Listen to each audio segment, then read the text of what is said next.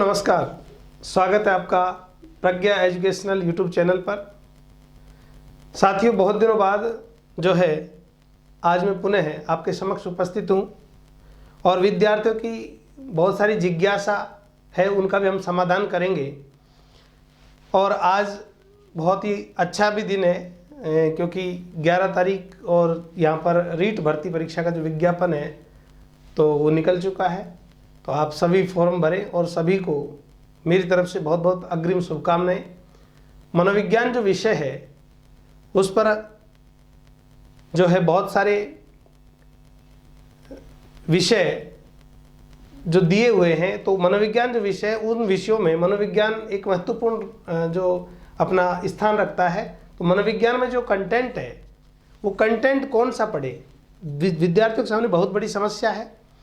वो बहुत कन्फ्यूजन में रहते हैं कि मनोविज्ञान में हम कौन कौन सी पुस्तक पढ़े। वो राजस्थान बोर्ड की पुस्तक भी लाता है मनोविज्ञान की, जो कक्षा 11 और 12 में चलती है। वो एनसीईआरटी की भी लाता है। बताने वाले 10-10 पुस्तकें बता देते हैं, लेकिन बच्चा बेचारा ले तो आता है पैसे खर्च करके, लेकिन वो उनको पढ़ नहीं पाता क्योंकि एक तो एनसीईआरटी और उनकी लैंग्वेज बहुत कठिन है। दूसरी बात, रीट का जो सिलेबस है मैं आपको पहले ही क्लियर कर दूं। मनोविज्ञान जो विषय है इसमें कोई संशोधन नहीं हुआ है। जो पूर्व सिलेबस था वही सिलेबस अब है। तो आप एक तो कन्फ्यूजन को बिल्कुल निकाल दो। दूसरा, स्थिर चित्त होकर के अब आपको पढ़ाई करनी है। और मनोविज्ञान जो विषय है, यदि आपने इसकी तैयारी समझ करके नहीं की तो आप जो है पेपर में अच्छे अंक प्राप्त नहीं कर सकते, क्योंकि इसमें जो है गलत होने की पूरी संभावना होती है। ये अप्रोचेबल पेपर आता है। पिछला पेपर, मेरे कहने से एक बार आप पिछला पेपर ज़रूर देखें जो पिछली वर्ष आया था। पिछली जो भर्ती थी 18 वाली, उसमें जो एग्ज़ाम हुआ था उसका पेपर का एनालिसिस करें। आप देखें कि वहाँ पर जो पेपर है वो और वर्तमान में जो पुस्तक उपलब्ध है मार्केट में, जो गाइड हैं, तो उन पुस्तकों में उन पेपर को मिलाकर देखें। क्वेश्चन के अलावा उनमें कंटेंट नहीं मिलेगा। क्वेश्चन डाल दिए, पेपर डाल दिया, उनके अंदर वो कंटेंट आज भी उपलब्ध नहीं है क्योंकि वो उनके पास है ही नहीं। इसलिए मैं किसी पुस्तक की कोई आलोचना नहीं करता, पुस्तकें सभी अच्छी होती हैं, लेकिन वर्तमान में जो पेपर का पैटर्न है वो बिल्कुल डिफरेंट है। एनसीईआरटी के पाठ्यक्रम पर आधारित है, राजस्थान बोर्ड में जो पुस्तकें चलती हैं उन पर आधारित है। उन सभी पुस्तकों का समाधान और उन सभी विषय वस्तु को आप पढ़ नहीं पाते, इसका समाधान मैंने एक पुस्तक में किया है। आप ज़रूर इस पुस्तक को खरीद लें ताकि ऐसा ना हो कि आपको बाद में पछताना पड़े। ये पूर्ण रूप से एनसीईआरटी पर आधारित है और बहुत सारे मेरे विद्यार्थियों ने ले रखी है। आप मार्केट में जाएं तो खरीदने से पहले आप विश्लेषणात्मक, आलोचनात्मक बुद्धि का उपयोग करें। पहले देखें मार्केट में जितनी भी पुस्तकें उपलब्ध है, आप उन सबको देखें, उसके बाद आप पुस्तक खरीदें। इसमें सबसे जो महत्वपूर्ण बात है, जो सबसे अलग है, जो अन्य किसी भी उसमें पुस्तक में आपको उपलब्ध नहीं होगी, तो वह है यहाँ पर ये जो यूनिट है मनोव्याधि की विकास, डेवलपमेंट ऑफ साइकोपैथोलॉजी। तो यहाँ पर मनोव्याधि की विकास, जिसे आप केवल और केवल अधिगम अक्षमता के नाम से जानते हैं, अधिगम असमर्थता के नाम से आप पढ़ते हो। केवल मित्रों, अधिगम असमर्थता ही नहीं, अधिगम असमर्थता या अक्षमता मनोव्याधि की विकास के अंतर्गत आता है। ये पूरा इसका चैप्टराइजेशन आपको किसी भी मार्केट में गाइड में उपलब्ध नहीं है, जो ये सबसे डिफरेंट है, इसलिए सबसे महत्वपूर्ण है। और बिल्कुल संशोधित आरटी और इनके पर भी हम चर्चा करेंगे, तो उन पर भी ये जो मैटर है बिल्कुल नवीनतम आंकड़ों सहित है। तो ये पुस्तक है प्रज्ञा शिक्षा मनोविज्ञान, जो डिस्क्रिप्टिव है, और इस डिस्क्रिप्टिव पुस्तक में 217 पेज पर ये चीज़ें उपलब्ध है। ये आप देख रहे हो यहाँ पर पुस्तक में 217 पेज पर ये चीज़ उपलब्ध है। ये पुस्तक पीडीएफ में उपलब्ध है। मैं आपको आज इसका कंटेंट ये करवाएंगे, बहुत महत्वपूर्ण कंटेंट। और अंत तक आप मेरे साथ बने रहें। रीट भर्ती परीक्षा में इस आज के वीडियो में से निश्चित रूप से आपको सवाल मिलेगा, तो आप अंत तक इस वीडियो में मेरे साथ बने रहें। इसके बाद ये तो थी डिस्क्रिप्टिव पुस्तक। दूसरी एक ऑब्जेक्टिव पुस्तक है, वॉल्यूम 2 एग्जाम रिव्यू के नाम से। वस्तुनिष्ठ प्रश्नों का संग्रह, आए हुए समस्त प्रश्न है जो रीट भर्ती परीक्षा या अन्य सीटेट आरटेट में पूछे हुए प्रश्न है। करीब 2000 प्रश्नों का संकलन है। इसके बाद जब आप इन दोनों को पढ़ लें तो शीघ्र ही अभी 15 या 20 तारीख के आसपास एक तीसरी सीरीज आ रही है प्रज्ञा शिक्षा मनोविज्ञान की, जो NCERT और राजस्थान बोर्ड के जो पाठ्यक्रम में पुस्तकें संचालित है उनके प्रश्न, वस्तुनिष्ठ प्रश्नों का व्याख्या सहित हल है। ध्यान रखें, वस्तुनिष्ठ प्रश्नों का व्याख्या सहित हल प्रज्ञा वॉल्यूम 3 में आएगा दृष्टि पब्लिकेशन से। और ये जो प्रज्ञा पुस्तक है, ये इस पुस्तक को आप जरूर खरीद लें, और वो वॉल्यूम 3 में एग्जाम रिव्यू, एग्जाम रिमाइंडर के नाम से आपको जो है पूरे सिलेबस का सार वो भी आपको मिलेगा। बहुत महत्वपूर्ण पुस्तक साबित होगी। तो मित्रों, वो शीघ्र ही आने वाली है। ये कंटेंट आपको करीब 700 पेजों में उपलब्ध करवा रहा हूं मैं मनोविज्ञान का। मार्केट में आपको कहीं पर भी इतना मैटर उपलब्ध नहीं मिलेगा। आजकल कम पढ़ने, बच्चे नोट्स मांगते हैं, सर नोट्स दे दो। नोट्स से कुछ होने वाला नहीं है। नोट्स को पहले धारण कर लो। ये अच्छी बात है कि जब आपको नोट्स याद हो जाते हैं तो अन्य पुस्तक पढ़ने में आपको आनंद आता है और समझ विकसित होती है, तो वो तो आप कर लो। लेकिन नोट्स से काम नहीं चलेगा। आप पुस्तक पढ़ें, और इसमें मूल पुस्तकों से विषय वस्तु का संकलन किया गया है। तो अब हम आते हैं अपने कंटेंट पर। आज का जो हमारा विषय वस्तु है वह विषय वस्तु है मनोव्याधि की विकास। मनोव्याधि के विकास, यहां पर मनोव्याधि की जो वर्ड है यानी कि असामान्य, इसका तात्पर्य क्या होता है? असामान्य। असामान्य, असामान्य का मतलब हुआ कि जो सामान्य नहीं है, वहां पर असामान्य कहलाएगा। तो असामान्य जो विकास होगा बच्चे का, वो डेवलपमेंट ऑफ साइकोपैथोलॉजी में कैसे कैसे होता है, उसको हम, ये चैप्टराइजेशन मैंने किया है, इसको विभाजित किया है। यहां पर हम 5 भागों में विभाजित करके पढ़ेंगे। आप केवल इसको पढ़ते हो, अधिगम अक्षमता, इसको जानते हो, लर्निंग डिसऑर्डर, गाइडों में आपको मिल जाएगा, बस इतना सा मिलेगा। डिसलेक्सिया, डिस्ग्राफिया आपको मिल जाता है, आप खुश हो जाते हो। पिछली बार सवाल आया था ऑटिज्म का, दोनों पेपरों में पूछा था ऑटिज्म, लेकिन हमको ये नहीं पता कि ये किसके अंतर्गत आता है। अब बताओ, ऑटिज्म अलग है, लेकिन ये किसके अंतर्गत आएगा? डेवलपमेंट ऑफ साइकोपैथोलॉजी के अंतर्गत आता है। तो यहां पर मनोव्याधि की जो विकास है, असामान्य जो बालक का विकास है, उसको हम 5 भागों में विभाजित करके पढ़ेंगे। अधिगम की कठिनाइयां, मानसिक मंदता, ऑटिज्म और ध्यान न्यूनता विकृति इसके अंतर्गत आती है।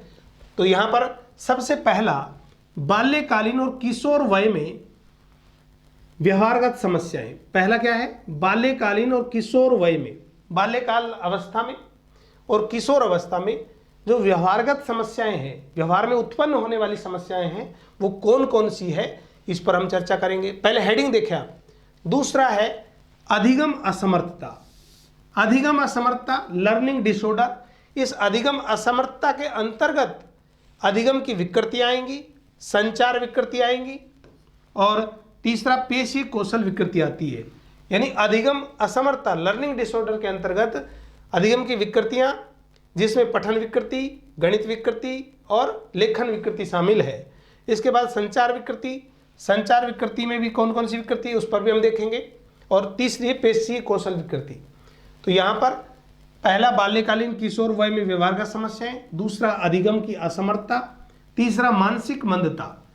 इसमें से बहुत सवाल आते हैं मानसिक मंदता में से, कि सीमावर्ती मानसिक मंदता कौन सी है, गंभीर मानसिक मंदता कौन सी है, मानसिक मंदता की श्रेणियां कौन कौन सी है, इस पर हम चर्चा करेंगे।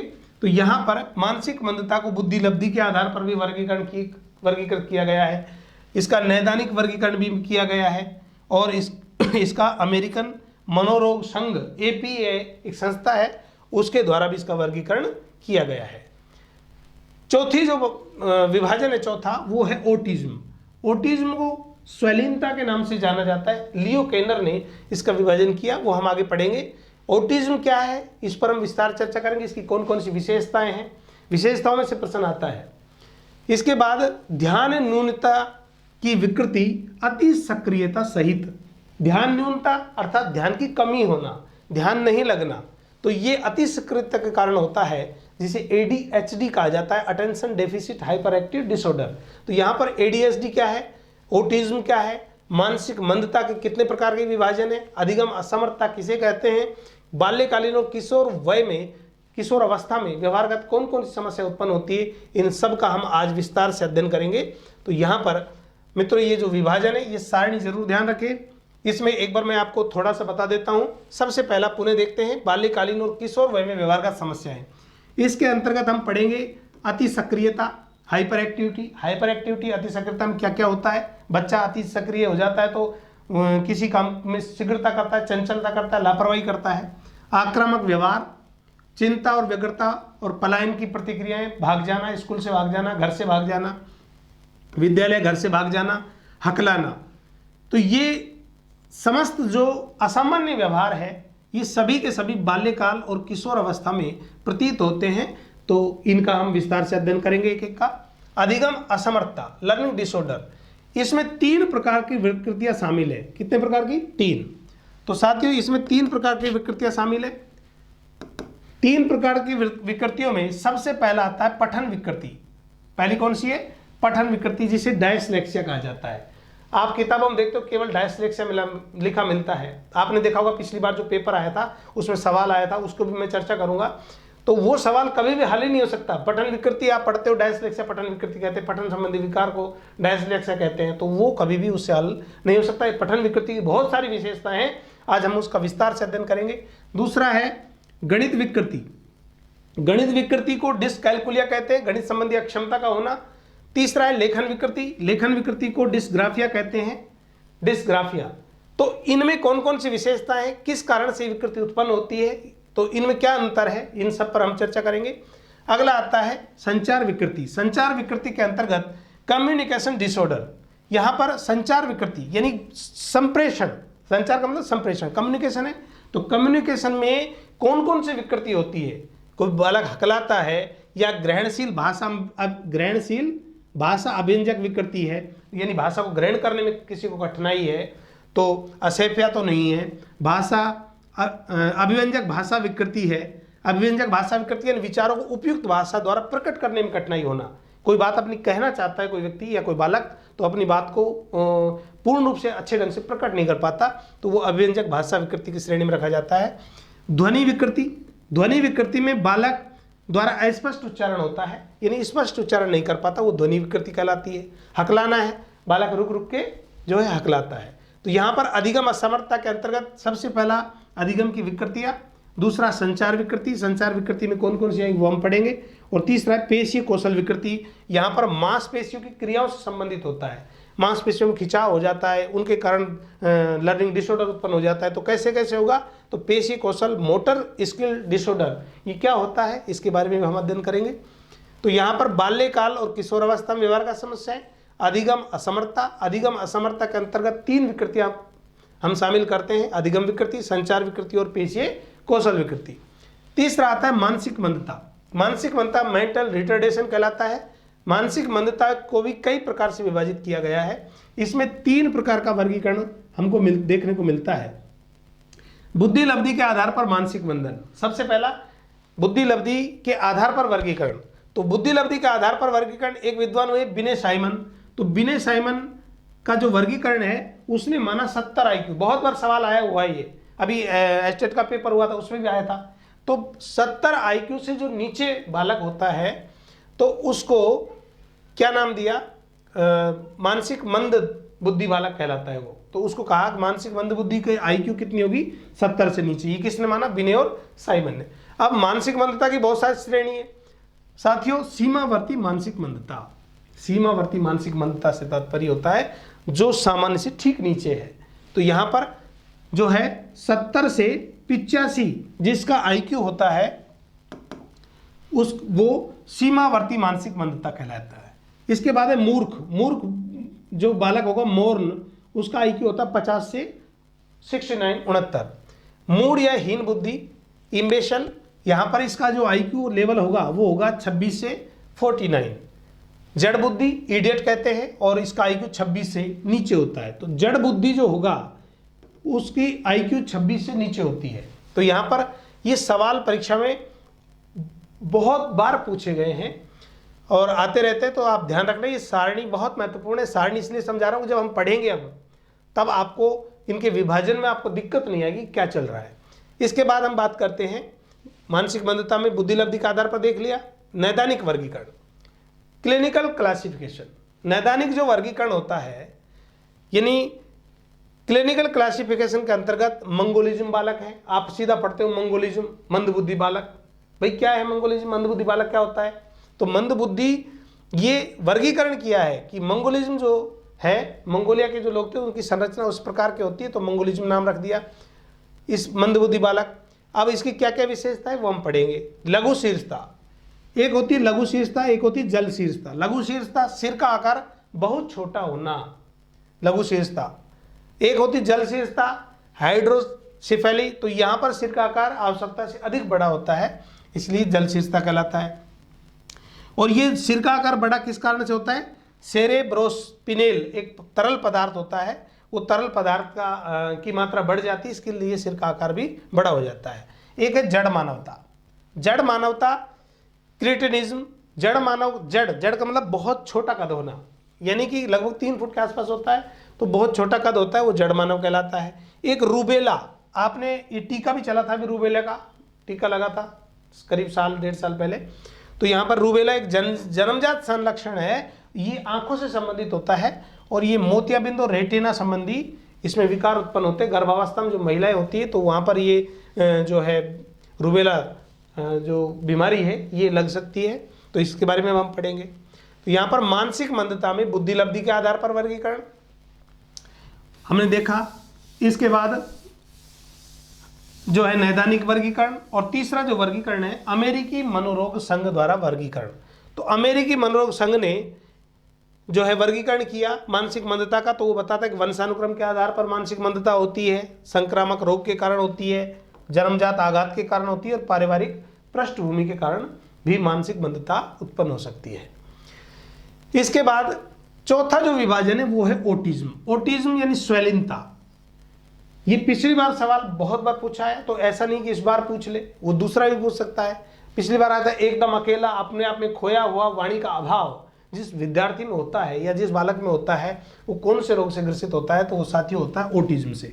अब ओटिज्म की पहचान किसने की, ओटिज्म का अन्य लक्षण क्या है, इनका भी हम विस्तार से अध्ययन करेंगे। नेक्स्ट है ध्यान न्यूनता की विकृति अति सक्रियता सहित। ध्यान न्यूनता की विकृति ADHD, attention deficit hyper active disorder, full form भी कई बार पूछता है। अभी जो ये जो बीमारियां हैं इनके प्रश्न बना करके एक एक की व्याख्या सहित, जो अभी नया एडिशन आ रहा है वॉल्यूम 3 उसमें व्याख्या सहित इनका एक एक प्रश्न बना करके बहुत शानदार तरीके से मैंने समझाने का प्रयास किया है, तो वो जल्दी आपको उपलब्ध होगा। ध्यान न्यूनता यानी अत्यधिक चंचल, लापरवाह और व्यस्त बालकों में ध्यान की कमी का होना। चंचल बालक होगा, लापरवाह होगा तो उनमें ध्यान की कमी होगी, चंचलता अधिक होती है यानी हाइपर एक्टिविटी होती है, अति सक्रियता के कारण ऐसा व्यवहार करते हैं, उनमें ध्यान की कमी होती है, एक जगह ठहरते नहीं है वो। तो ये विभाजन हमने देखा मनोव्याधि की विकास के अंतर्गत। तो मनोव्याधि की जो विकास है, जो असामान्य विकास है, मनोव्याधि का मतलब जो असामान्य विकास है, डेवलपमेंट ऑफ साइकोपैथोलॉजी है, उसको हम 5 भागों में विभाजित करके समझ रहे हैं। सबसे पहला बाल्यकालीन और किशोर वय में व्यवहार का समस्या है, दूसरा अधिगम असमर्थता लर्निंग डिसऑर्डर, तीसरा मानसिक मंदता और चौथा ओटिज्म और 5वां ध्यान न्यूनता की विकृति अति सक्रियता सहित। मित्रों ये जो कंटेंट है आज का बहुत महत्वपूर्ण है रीट भर्ती परीक्षा के लिए। आप जो भी विद्यार्थी खुद तो लाभ उठाए, साथ में इसे ज़्यादा से ज़्यादा शेयर करें, फेसबुक जो भी आपकी जहाँ पर भी आपकी पहुँच है, जो विद्यार्थी उनको बताएं ताकि अन्य विद्यार्थी भी लाभान्वित हों। अब हम बात करते हैं, चलते हैं नेक्स्ट पेज पर। यहाँ पर एक एक बिंदु को हम देखेंगे। सबसे पहला मनोव्याधि की विकास। जो मनोव्याधि की विकास है, ये मनोव्याधि की विकास यानी जो असामान्य विकास है, ये किस कारण से होता है। यहां पर व्याधि के से तात्पर्य होता है रोग के कारण से। व्याधि का तात्पर्य क्या है, रोग का फैक्टर, कारण। और साइको से तात्पर्य होता है मस्तिष्क, अर्थात विकासात्मक मनोव्याधि की से तात्पर्य मस्तिष्क से संबंधित रोगों से ग्रस्त व्यक्ति से है। अब मस्तिष्क संबंधित रोगों से ग्रस्त व्यक्ति, तो केवल मस्तिष्क से संबंधित रोगों से ग्रस्त व्यक्ति होगा क्या वही मनोव्याधि के विकास के अंतर्गत आएगा? नहीं, क्योंकि उसमें शारीरिक पक्ष भी शामिल है। एपीए अमेरिका मनोरोग संघ है, उसने भी अध्ययन किया, DSM-4 का जो वर्गीकरण किया, 3 का वर्गीकरण किया, उनमें भी इस बात को क्लियर किया कि मानसिक रूप से तो होता ही है, लेकिन शारीरिक अक्षमता के कारण भी मनोव्याधि के विकार उत्पन्न हो जाते हैं। तो देखें यहां पर इसके बाद, बल्कि इसका संबंध जीवन की समस्याएं, मनोव्याधि का संबंध केवल मस्तिष्क संबंधी नहीं है, बल्कि इसका संबंध जीवन की समस्याएं, भाव मनोव्याधि की कहे जाते हैं, जो कि किसी समाज या समूह से अलग हटकर होते हैं। यानी समाज से जो भिन्न व्यवहार वाला करता है वो मनोव्याधि की विकार के अंतर्गत आता है।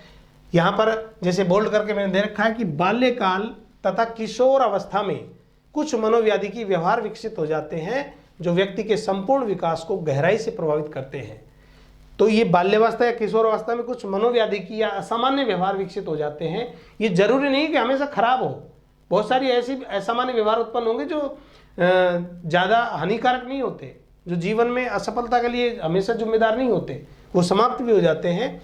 तो असामान्य व्यवहार विकसित हो जाते हैं जो संपूर्ण विकास को गहराई से प्रभावित करते हैं। इनमें से कुछ मनोव्याधिक जो विकार है वो निम्न प्रकार से है, जैसा हमने सारणी में देखा था। सबसे पहला बाल्यकालीन किशोर वय में व्यवहारगत समस्याएं। अब मैं एक एक की बात करता हूं। यहां पर सबसे पहला पॉइंट हम देखते हैं, बाल्यकालीन किशोर वय में व्यवहारगत समस्याएं। किशोर वय, वय का मतलब अवस्था। यहां पर 1896 में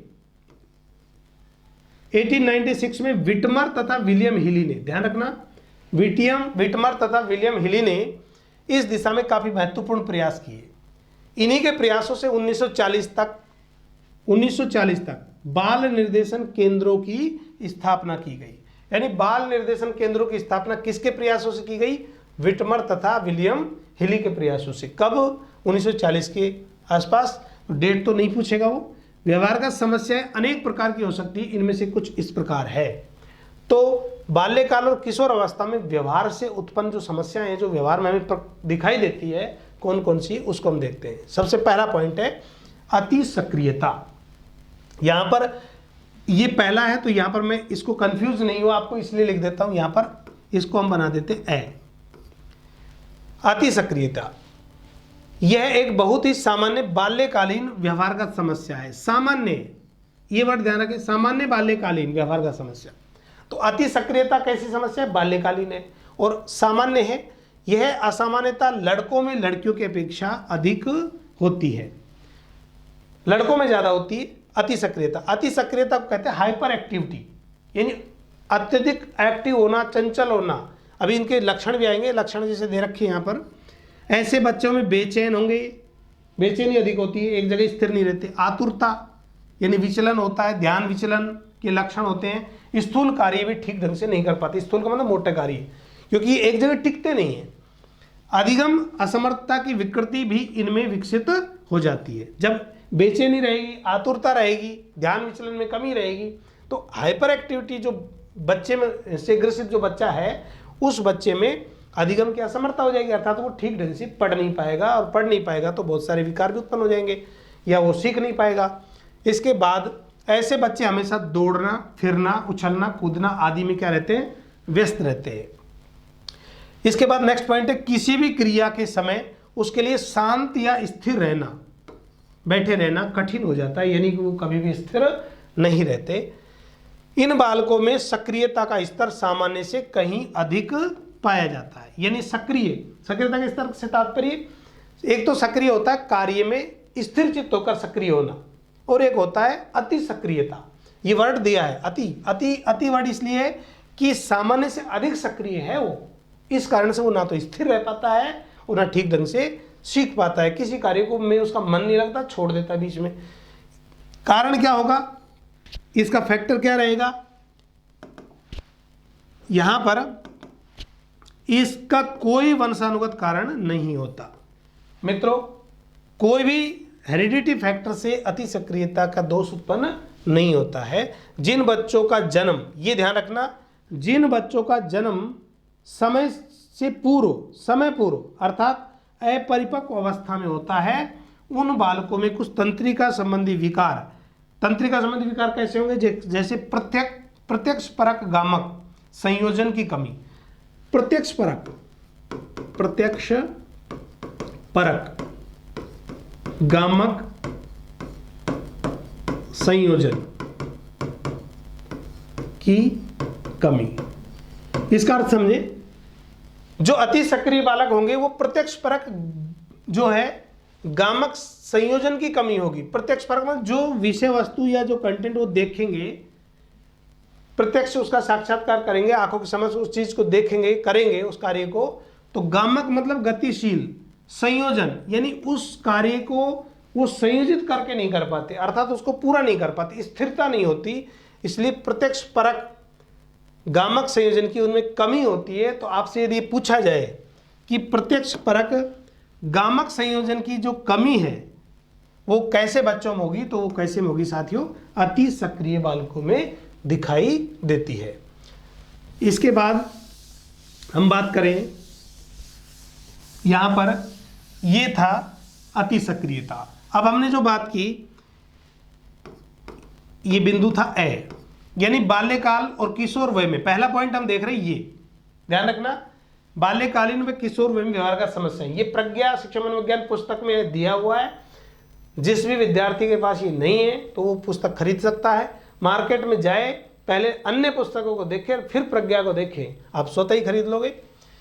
अति सक्रियता, ये पहला पॉइंट हमने देखा, ये किसके अंतर्गत है, बाल्यकालीन किशोर वय में व्यवहार का समस्या है। दूसरा पॉइंट,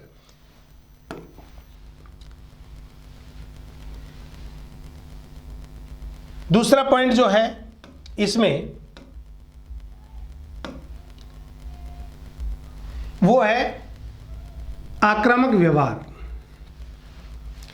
यानी कि जो अति बाल्यकाल और किशोर वय में व्यवहार का समस्याएं होती है, उसमें बालक, इसको मैं बैक कर देता हूं, कैसा व्यवहार करता है वो, आक्रामक व्यवहार। आक्रामक व्यवहार यानी कि यदि यह विकृति, यदि नहीं है ये, यह है, यह जो विकृति लड़कों में लड़कियों की अपेक्षा अधिक पाई जाती है। लक्षण क्या होगा, तीव्र क्रोध आएगा, अनाज्ञाकारिता यानी आज्ञा नहीं मानेंगे, शारीरिक व शाब्दिक आक्रामकता होगी, गाली गलौज करेंगे, झगड़ालू प्रवृत्ति के होंगे, विध्वंसकारी होंगे, रोना, मचलना, चोरी करना, झूठ बोलना।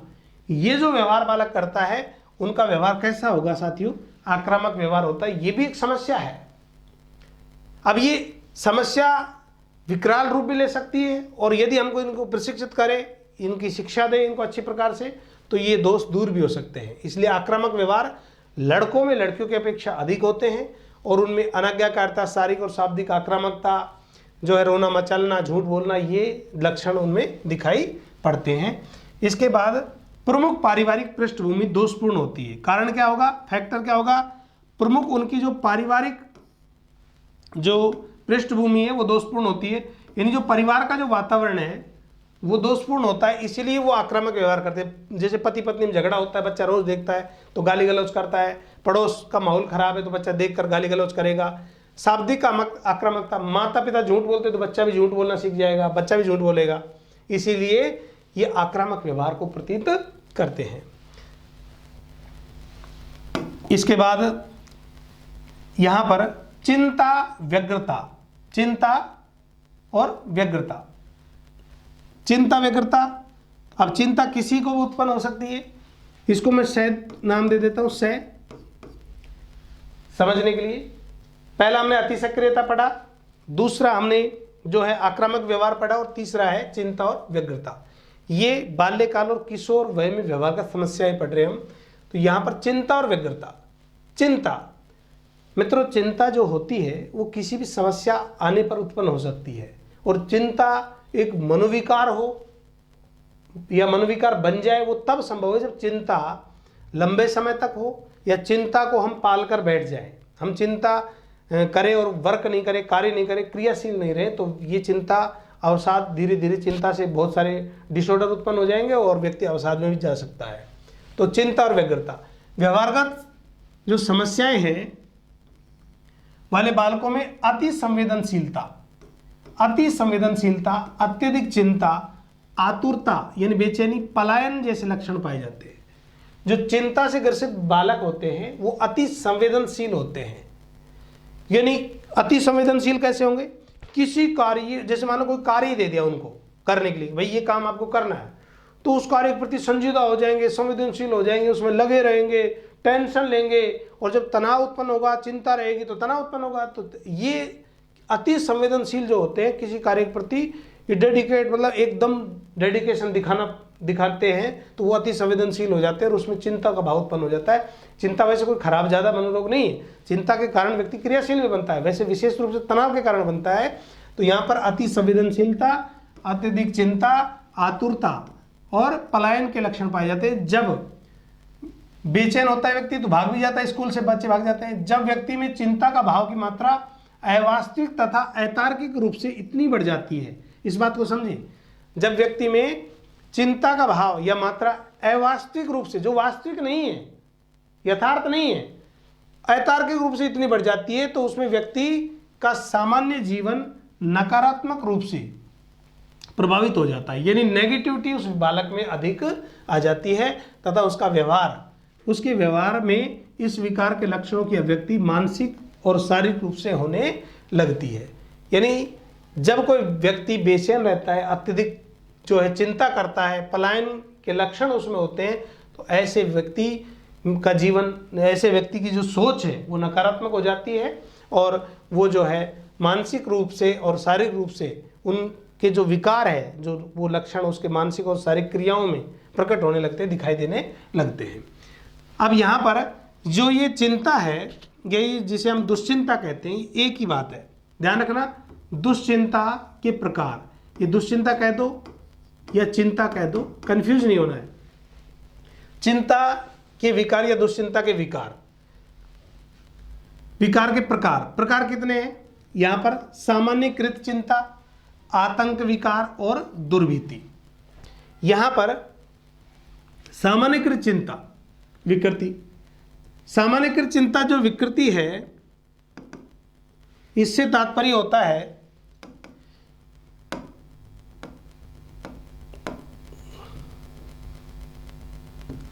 सामान्यकृत जो चिंता विकृति है, इससे तात्पर्य होता है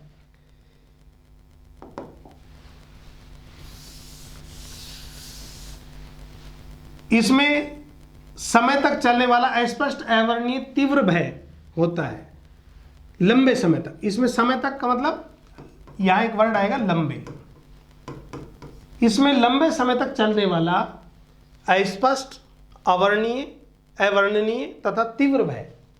एक तो अस्पष्ट होगा और एक ऐसा भय होगा जो जिसकी हम वर्णन भी नहीं कर सकते, और तीव्र भय होता है किसी भी विशिष्ट वस्तु से जुड़ा नहीं होता। ये बेचैनी टाइप होता है व्यक्ति में, और उसका ना तो एक्सप्लेन कर सकता है, बोल पता नहीं आज मुझे क्या हो रहा है। कई बार आपने सुना होगा कहते हुए, पता नहीं आज क्या हो रहा है, आज तो मन नहीं लग रहा है, मन खिन्न हो रहा है, अजीब सा दिल हो रहा है। तो वो इस कारण से होता है, वो अवर्णनीय होता है, और ये सामान्यकृत चिंता विकृति कहलाता है। दूसरा है आतंक विकार। आतंक विकार के अंतर्गत इस तरह की विकृति में रोगी बार बार दौरे पड़ते हैं रोगी को, यानी जब बार बार रोगी को दौरे पड़ते हैं तो उसे क्या नाम दिया? आतंक विकार। ये भी एक चिंता के कारण उत्पन्न होता है। जब व्यक्ति आवश्यकता से अधिक चिंता करता है तो व्यक्ति बार बार दौरे पड़ते, बेहोश हो जाता है, झाड़े बिछ जाते हैं, इस प्रकार की क्रियाएं करता है। नेक्स्ट दुर्भीति। दुर्भीति यानी अस्वाभाविक उद्दीपक से उत्पन्न होने वाला जो अतार्किक भय है वो दुर्भीति कहलाता है। तो अस्वाभाविक उद्दीपक के प्रति जो अतार्किक भय है, जो वास्तविक नहीं है, जैसे आंकड़े में भूत दिखाई देना, रज्जु में सर्प दिखाई देना, ये कैसा भय है? अतार्किक भय। तो दुर्भीति या इसे फोबिया कहते हैं। क्या कहते हैं इसे? फोबिया। फोबिया होगा ये जो है, या दुर्भीति या फोबिया, ये अस्वाभाविक उद्दीपक से उत्पन्न होने वाला अतार्किक भय वास्तविकता से परे होता है। तो आपसे सवाल पूछता है, ये महत्वपूर्ण है। ये अगर आपसे पूछे कि जो है फोबिया क्या है, तो अस्वाभाविक उद्दीपक से उत्पन्न होने वाला अतार्किक भय। इसके बाद अगला जो पॉइंट आता है वो आता है विद्यालय या घर से भागना। यहां पर जो ये 4 नंबर लिखा हुआ है, ये इसको दै भाग है। यहां पर ये जो 4 नंबर लिखा हुआ है, ये भाग क्या है? दै। यानी कि जो बाल्यकाल और किशोर वयम व्यवहार का समस्याएं हैं उसमें 4 भाग हो गए। चौथा भाग है विद्यालय घर से भागना। तो जब बालक कोई विद्यालय घर से भागता है तो वहां पर अति सक्रियता के लक्षण होते हैं, बहुत सारे लक्षण होते हैं। गंभीर, यह एक गंभीर व्यवहारगत समस्या है। तो एक गंभीर व्यवहार का समस्या क्या है? विद्यालय घर से भागना। कोई भी बालक घर से भागता है, छिप जाता है, कहीं चला जाता है, घर छोड़ के भाग जाता है, तो ये गंभीर व्यवहार का समस्या है। ये एक दिन का परिणाम नहीं है, ये बहुत सारे जो पूर्व घटनाएं हैं या मानसिक जो तनाव है ये इसके कारण उत्पन्न होता है। यह जो प्रवृत्ति है साथियों, ये 11 से 14 वर्ष की आयु में बालकों में अधिक होती है। अब ये घर से जो भाग जाते हैं या विद्यालय से भाग जाते हैं, विद्यालय से तो आप देखते हो घर से भाग जाते हैं कई, तो यहाँ पर ये समस्याएं इस उम्र में अधिक होती है। कारण क्या होगा? फैक्टर देखें, यहाँ पर तनावपूर्ण पारिवारिक परिस्थिति से बचने के लिए घर से भागना। पहला तो ये होता है कि घर में माहौल ऐसा है, पति पत्नी दोनों झगड़ रहे, पैसों का अभाव है, पापा शराब पीता है, तो ऐसे तनावपूर्ण पारिवारिक परिस्थिति है, तो उससे बचने के लिए भी बच्चा क्या है, घर से भाग जाता है। गुप्त कारण, ऐसे कारण जिनको बच्चा अपने माता पिता या अन्य किसी से बता नहीं सकता, ऐसा कोई रोग हो, गुप्त कारण।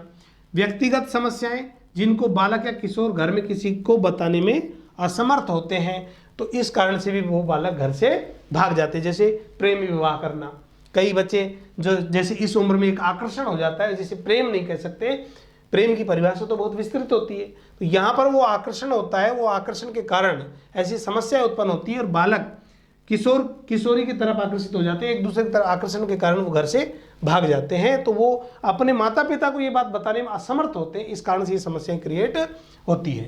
तो यहाँ पर ये जो विद्यालय घर से भागना, ये कौन सा कारण हुआ? कारण हुआ चौथा। इसके बाद उपचार क्या होगा इसका?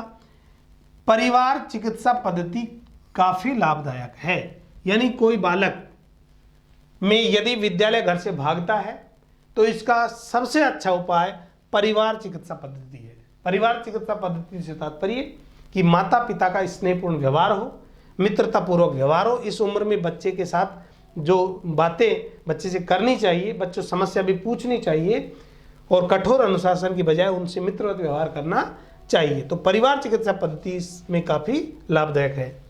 इसके बाद अगला पॉइंट आता है हमारा जो है हकलाना, 5वां, जिसे हम दे नाम देते हैं, हकलाना। हकलाता कब है बच्चा? यह बालकों में पाई जाने वाली सामान्य, अब कोई हकलाता तो ये कोई गंभीर बीमारी नहीं है, सामान्य व्यवहार का समस्या है। इसमें बोलते समय बालक की ध्वनि अवरुद्ध हो जाती है।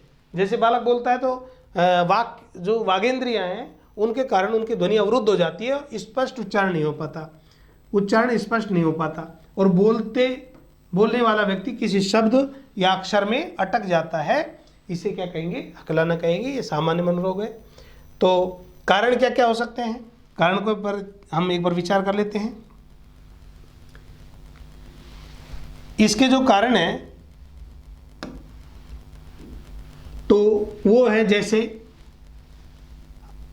व्यक्ति के वाणी संबंधी अंगों का दोषपूर्ण होना, यानी जैसे किसी की वागेंद्रियां हैं वो अटकती है, तो वागेंद्रिया वाणी संबंधी अंग जो है उसमें जो है दोषपूर्ण होना उसका। मस्तिष्क में स्थित श्रवण और वाक केंद्रों का दोषपूर्ण होना। मस्तिष्क में जो श्रवण केंद्र है, वाक केंद्र है, वो अंदर की जो सिस्टम है, संरचना है जो मस्तिष्क की, उसका दोषपूर्ण होना। अधिगम तनाव के कारण, कई बार ऐसा भी होता है कि जब व्यक्ति लर्निंग करता है और तनाव होता है तो तनाव के कारण भी व्यक्ति हकला जाता है, अटक जाती है जुबान। खूब धारा प्रवाह से बोलने वाला व्यक्ति भी जो है जुबान फिसल जाती है, अटक जाती है, तो तनाव के कारण भी ऐसा होता है। उपचार, अब हकलाने का उपचार क्या है? व्यवस्थित असंवेदीकरण, अभ्यास, सम्मोहन, सामाजिक पुनर्बलन आदि। यानी गंभीर नहीं, सामान्य मनोरोग है। व्यवस्थित असंवेदीकरण, जिनसे जो है अटकता है तो उसका सिस्टम से उसका अभ्यास करवाना, सम्मोहन करना, सामाजिक पुनर्बलन प्रदान करना, उनके मजाक नहीं उड़ाना, इस प्रकार के व्यवहार करके इनके में सुधार किया जा सकता है। तो साथियों, यहाँ पर एक बार मैं पुनः आपको फर्स्ट पेज पर ले चलता हूं। ये जो सारणी है, इस सारणी में हमने जो ये बिंदु है आपको दिखाई दे रहे, बाल्यकालीन और किशोर वय में व्यवहारगत समस्याएं, इनमें हमने देखो अति सक्रियता पढ़ ली, आक्रामक व्यवहार पढ़ लिया, चिंता और पलायनवादी प्रतिक्रियाएं पढ़ ली, चिंता दुश्चिंता के कारण कौन कौन से रोग होते हैं, यहाँ पर विद्यालय घर से भागना और हकलाना, यहाँ पर बाल्यकालीन और किशोर वय में व्यवहारगत समस्याएं हमने पढ़ी। दूसरा पॉइंट आता है अधिगम की असमर्थता। अधिगम असमर्थता लर्निंग डिसऑर्डर के अंतर्गत सबसे पहला हम पढ़ेंगे, 3 विकृतियां शामिल है इसमें, ध्यान करना। एक तो अधिगम विकृति है, एक संचार विकृति है और तीसरा पेशी कौशल विकृति है। सबसे पहले हम बात करेंगे अधिगम विकृति, और अधिगम विकृति के अंतर्गत आएगा पठन विकृति। ये आप किताबों में पढ़ते हैं और आप ये किताब में अगर गाइड में आपको मिल जाता है डिसलेक्सिया तो बहुत खुश हो जाते हो, जबकि डिसलेक्सिया क्या है असलियत में उस पर हम चर्चा करेंगे। लेकिन मैं आपको प्रश्न दिखाता हूं जो पिछली बार पूछा गया था। रीट भर्ती परीक्षा में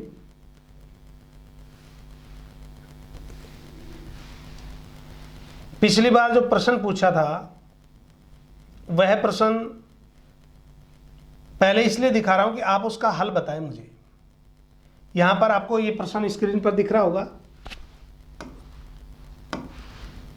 ये जो प्रश्न है, निम्न में से कौन सी डायस्लेक्सिया की विशेषता नहीं है। मित्रों, हम तो केवल ये पढ़ते हैं कि पठन विकृति, पढ़ने संबंधी विकृति डायस्लेक्सिया कहलाती है। तो यहां पर डायस्लेक्सिया की विशेषता कौन सी नहीं है? वाचन परिशुद्धता, गतिबोध की समस्याएं, उल्टे सीधे हाथ के प्रयोग के संबंध में निश्चय, और लिखने की धीमी गति, और छपे हुए शब्दों को सीखने और याद करने में कठिनाई होना। यहां पर जब ये पेपर में आया था तो बच्चों को समझ में नहीं आया कि अब करें क्या।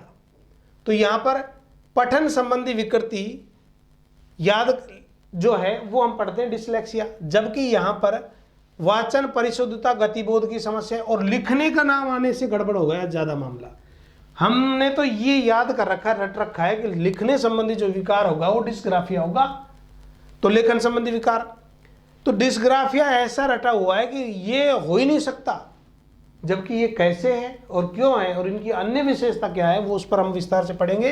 तो यहाँ पर वाचन की परिशुद्धता, गतिबोध समस्याएं, ये भी इसका है, और लिखने संबंधी धीमी गति, ये भी डायस्लेक्सिया की विशेषता है। छपे हुए शब्दों को सीखने और याद करने में कठिनाई होना, ये भी है। इसका जो गलत आंसर है, विशेषता नहीं है, वो है सीधे उल्टे हाथ के प्रयोग के संबंध में निश्चय। यानी सीधे हाथ से लिखूं कि उल्टे हाथ से लिखूं, इस संबंध में निश्चय नहीं कर पाना, ये तो वैसी विशेषता है, डायस्लेक्सिया की विशेषता के अंतर्गत नहीं है। तो इसका राइट आंसर आप हो गए ब। एक प्रश्न इस पर भी हम चर्चा कर लेते हैं। ये रिक्त स्थान दिया हुआ है, पिछली बार पूछा है, मस्तिष्क की संरचना और कृत्यों में विभेद का परिणाम होता है। मस्तिष्क की संरचना तथा कृत्यों में विभेद का परिणाम, तनाव होगा, पिछड़ापन होगा, डिसलेक्सिया होगा, या इनमें से कोई नहीं। तो साथियों, यहां पर मस्तिष्क की संरचना और कृत्यों में, जब मस्तिष्क की स्ट्रक्चर में और कार्यों में, कृत्य मतलब कार्यों में विभेद पाएगा तो उसका परिणाम क्या होगा? डिसलेक्सिया, या जिसे हम क्या कहते हैं डायस्लेक्सिया। यह आंसर गलत है, यहां पर इसका आएगा स।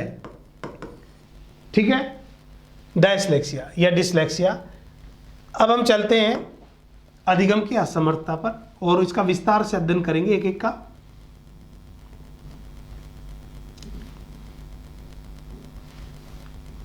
यहां पर अधिगम असमर्थता, इससे पहले अन्य जो मनोविकार थे वो थोड़े से रह गए हैं। जो अन्य व्यवहार का समस्या है, पहले इसको देख लेते थोड़ा, फिर बताएंगे आपको।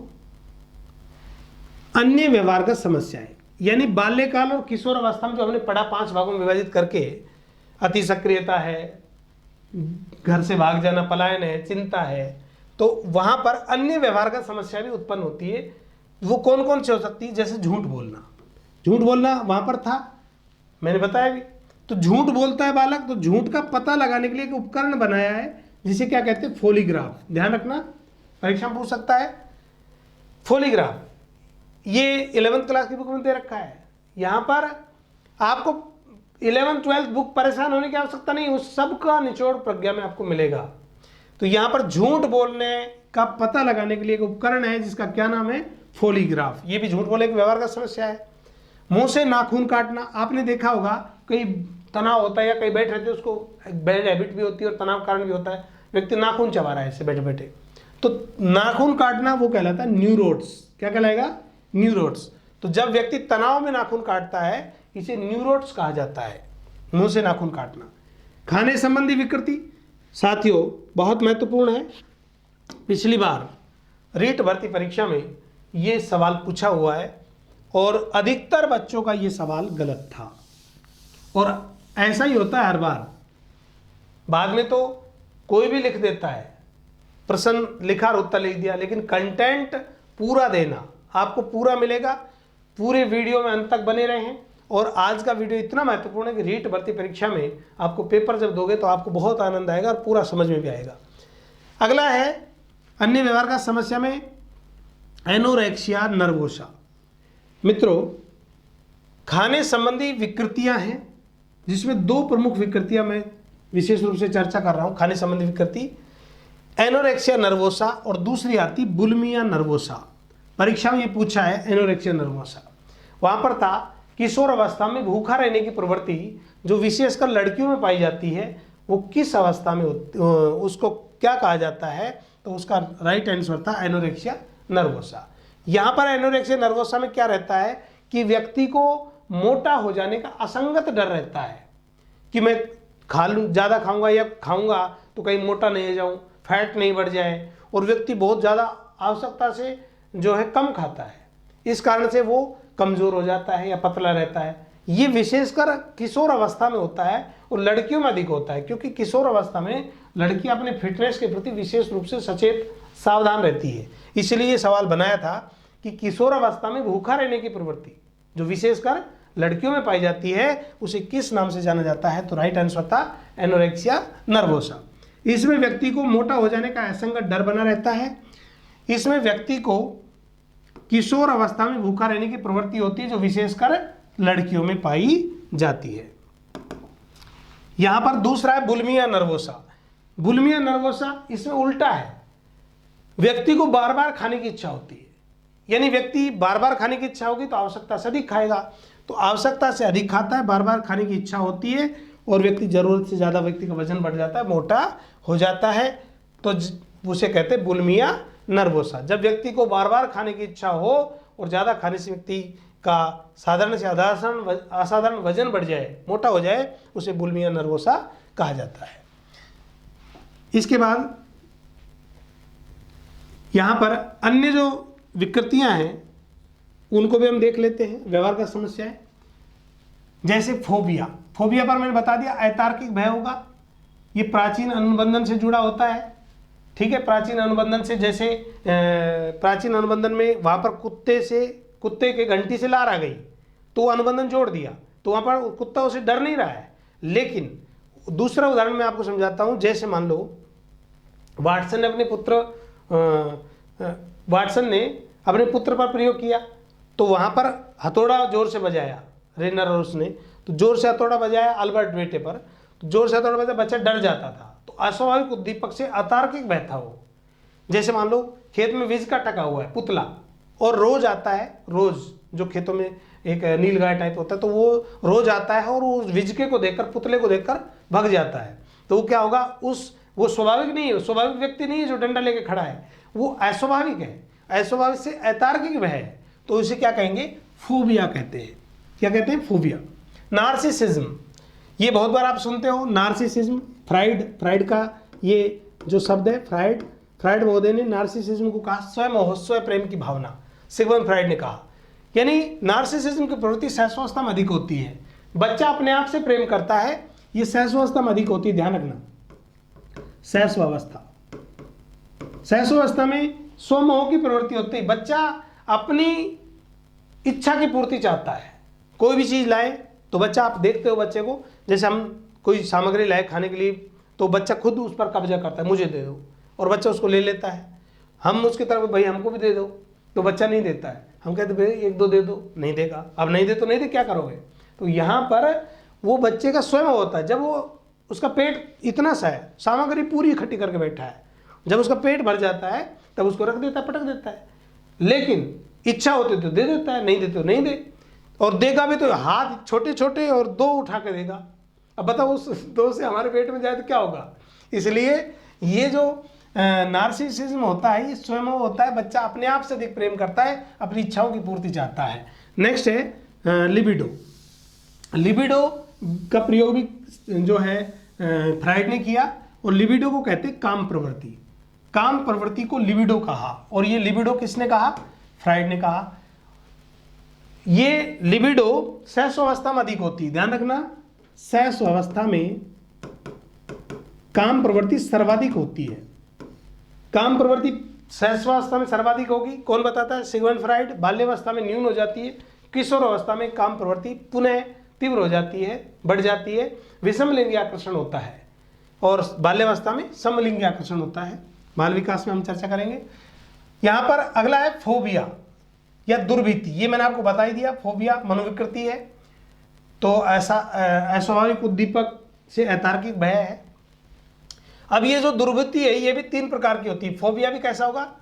3 प्रकार का, विपरीत भीति, सामाजिक दुर्भीति और विशिष्ट दुर्भीति। विपरीत भीति या दुर्भीति, सामाजिक दुर्भीति और विशिष्ट दुर्भीति। तो फोबिया भी 3 प्रकार का होता है। इसके बाद दूसरा जो पॉइंट है हम उस पर चर्चा करते हैं। दूसरा जो पॉइंट है वो कौन सा है? वो है अधिगम असमर्थता। अधिगम असमर्थता, लर्निंग डिसऑर्डर।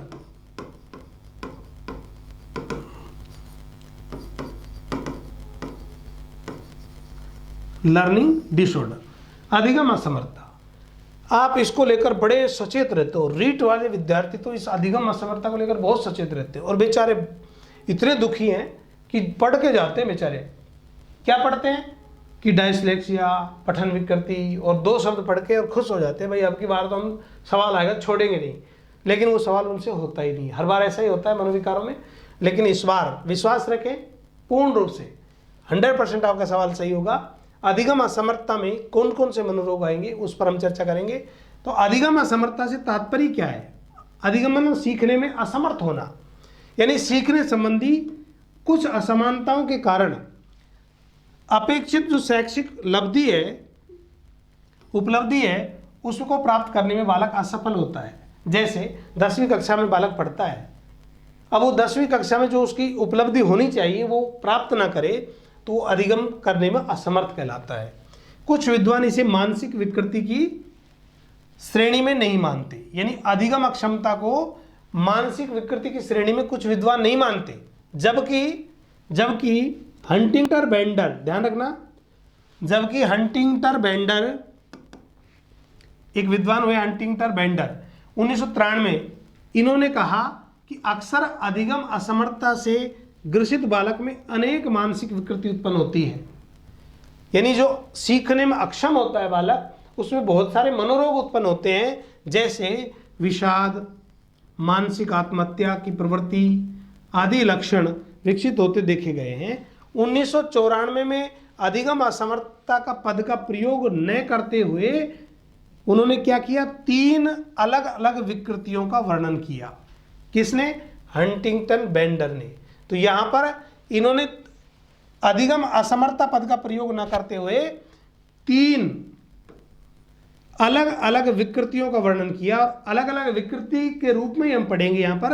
एक पहली है अधिगम विकृति, दूसरी है संचार विकृति, और तीसरी है पेशीय कौशल विकृति। तो मित्रों, सबसे पहले हम अधिगम विकृति पढ़ेंगे, दूसरा संचार विकृति पढ़ेंगे, और तीसरा पेशीय कौशल विकृति, जो गामक क्रियाओं में करने में बच्चे को कठिनाई होती है, मांसपेशियों में खिंचाव संबंधी जो समस्याएं हैं उनको पढ़ेंगे। सबसे पहले हम बात करते हैं अधिगम विकृति की।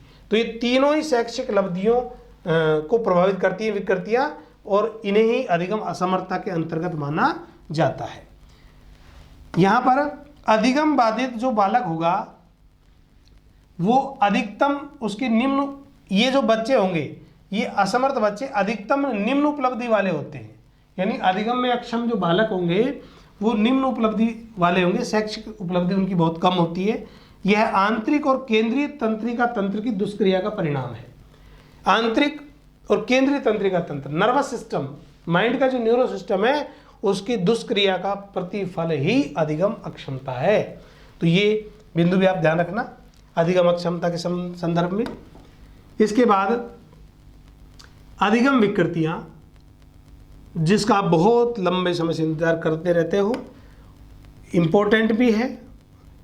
यहां पर सबसे पहला अधिगम असमर्थता के प्रकार, पहला पॉइंट, क्योंकि इसने क्या बताया, यहां पर अधिगम विकृति पढ़ेंगे, दूसरी संचार विकृति और तीसरी पेशीय कौशल विकृति, 1 नंबर 2 नंबर और 3 नंबर।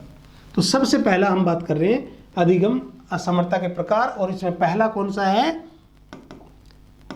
पहला है हमारा अधिगम विकृतियां। अधिगम विकृति, इसमें 3 प्रकार की विकृतियां देखने को मिलती है। तो अधिगम विकृति में भी कितने प्रकार की पढ़ेंगे हम, 3 प्रकार की विकृति, जिसमें सबसे पहली विकृति हम पढ़ेंगे पठन विकृति। और पठन विकृति को मित्रों कहते हैं डायस्लेक्सिया। आपने अब तक बस इतना पढ़ा है, पठन संबंधी विकार को डायस्लेक्सिया कहते हैं, जबकि डायस्लेक्सिया का साधारण शब्दों में अर्थ होगा डिफिकल्टी विद वर्ड्स, शब्दों के साथ कठिनाई महसूस करना, शब्दों के साथ कठिनाई होना, ये डायस्लेक्सिया कहलाएगा। इसमें बालकों को पठन संबंधी योग्यता दोषपूर्ण और अपर्याप्त हो जाती है। जो पढ़ने संबंधी योग्यता है वो दोषपूर्ण और अपर्याप्त हो जाती है। वे ठीक से शब्दों को पहचानने तथा पढ़े हुए शब्दों को समझने, शब्दों को पहचानने और पढ़े हुए शब्दों को समझने में क्या होते हैं, असमर्थ होते हैं। वो कैसे रोग से ग्रसित होंगे, डायस्लेक्सिया।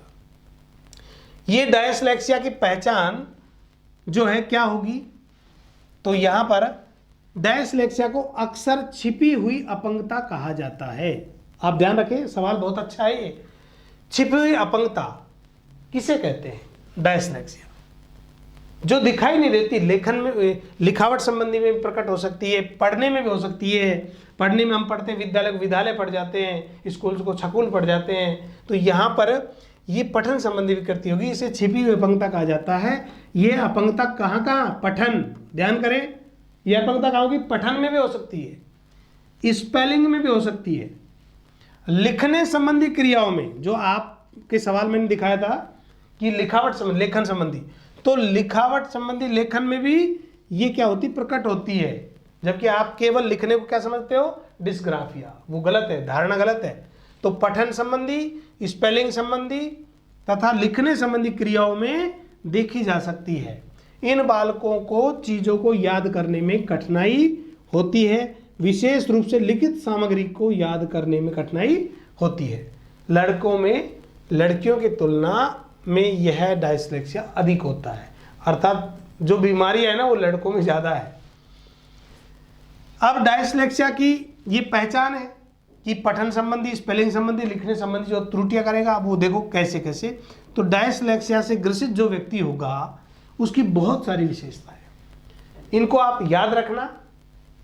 डायस्लेक्सिया पिछली बार पूछा, पुनः पूछ सकता है, क्योंकि विशेषता बहुत है।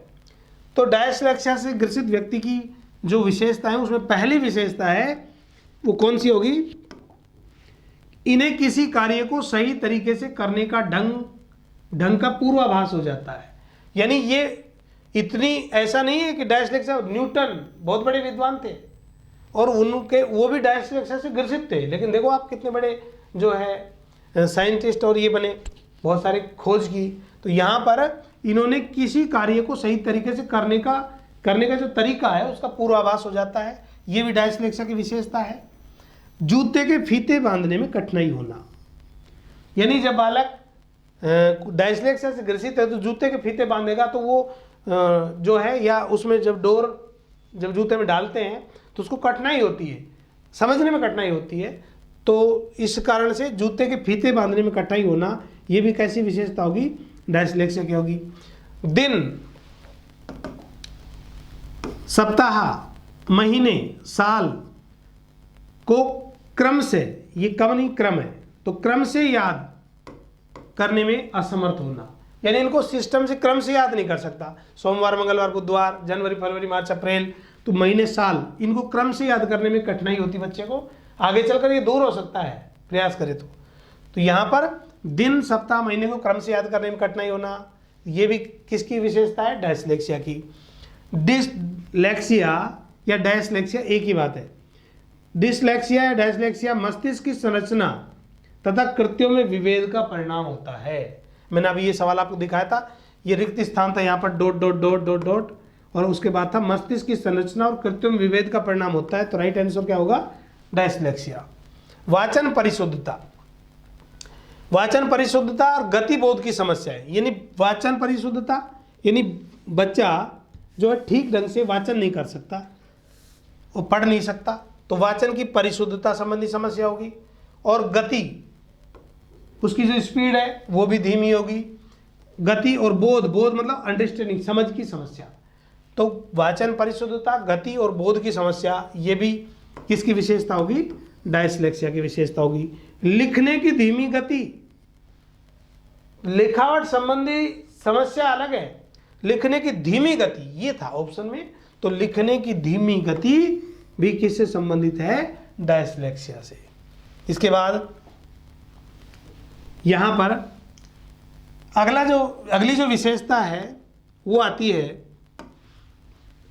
7वीं, छपे हुए शब्दों को सीखने और याद करने में कठिनाई होना। जो शब्द वर्ड छपे रहते हैं उनको सीखने और याद करने में कठिनाई महसूस करता है बालक, बोलने में हिचकिचाहट महसूस करता है, पढ़ने की धीमी गति रहती है, लिखने की धीमी गति और पढ़ने की धीमी गति, दोनों, पढ़ने की धीमी गति और लिखने की भी धीमी गति, ठीक है। तो दोनों किसकी विशेषता होगी? डायस्लेक्सिया की।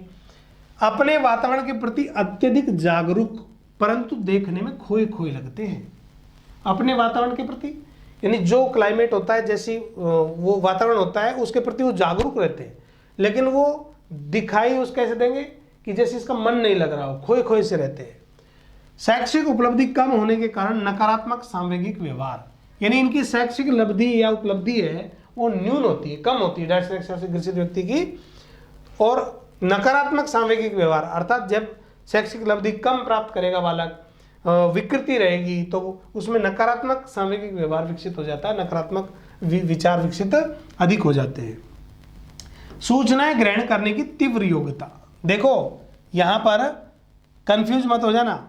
सूचनाएं ग्रहण करने की तीव्र योग्यता यानी बच्चा डायस्लेक्सिया से ग्रसित व्यक्ति सूचना ग्रहण बहुत बड़ी जल्दी करता है, लिखने में धीमा रहेगा, पढ़ने में धीमा रहेगा, वाचन परिशुद्धता गति की समस्या रहेगी, लेकिन सूचनाएं ग्रहण करने की तीव्र योग्यता होती है, ये ध्यान रखना। ये बालक खिलौने, ब्लॉक से बिल्डिंग बनाना, कलर डाइंग करने में या ड्राइंग करने में जो है बहुत कुशल होते हैं। तो खिलौनों से ब्लॉक बनाना, कलर करना, ड्राइंग करना, इनमें ये बच्चे दक्ष होते हैं, कुशल होते हैं। डायस्लेक्सिया के कारण प्रत्यक्ष ज्ञानात्मक प्रक्रियाओं की समस्याएं होती है। प्रत्यक्ष ज्ञानात्मक प्रक्रियाएं जो आंखों के समक्ष बालक देखता है, तो वो ज्ञानात्मक प्रक्रिया, ज्ञानात्मक जो माइंड में जो फील करता है और फिर उसको पढ़ता है। जैसे अक्षरों को उल्टे क्रम में प्रत्यक्षण करना। उल्टे क्रम में कैसे? जैसे ये लिखा हुआ है, मान लो बी लिख दिया तो वो डी पढ़ेगा।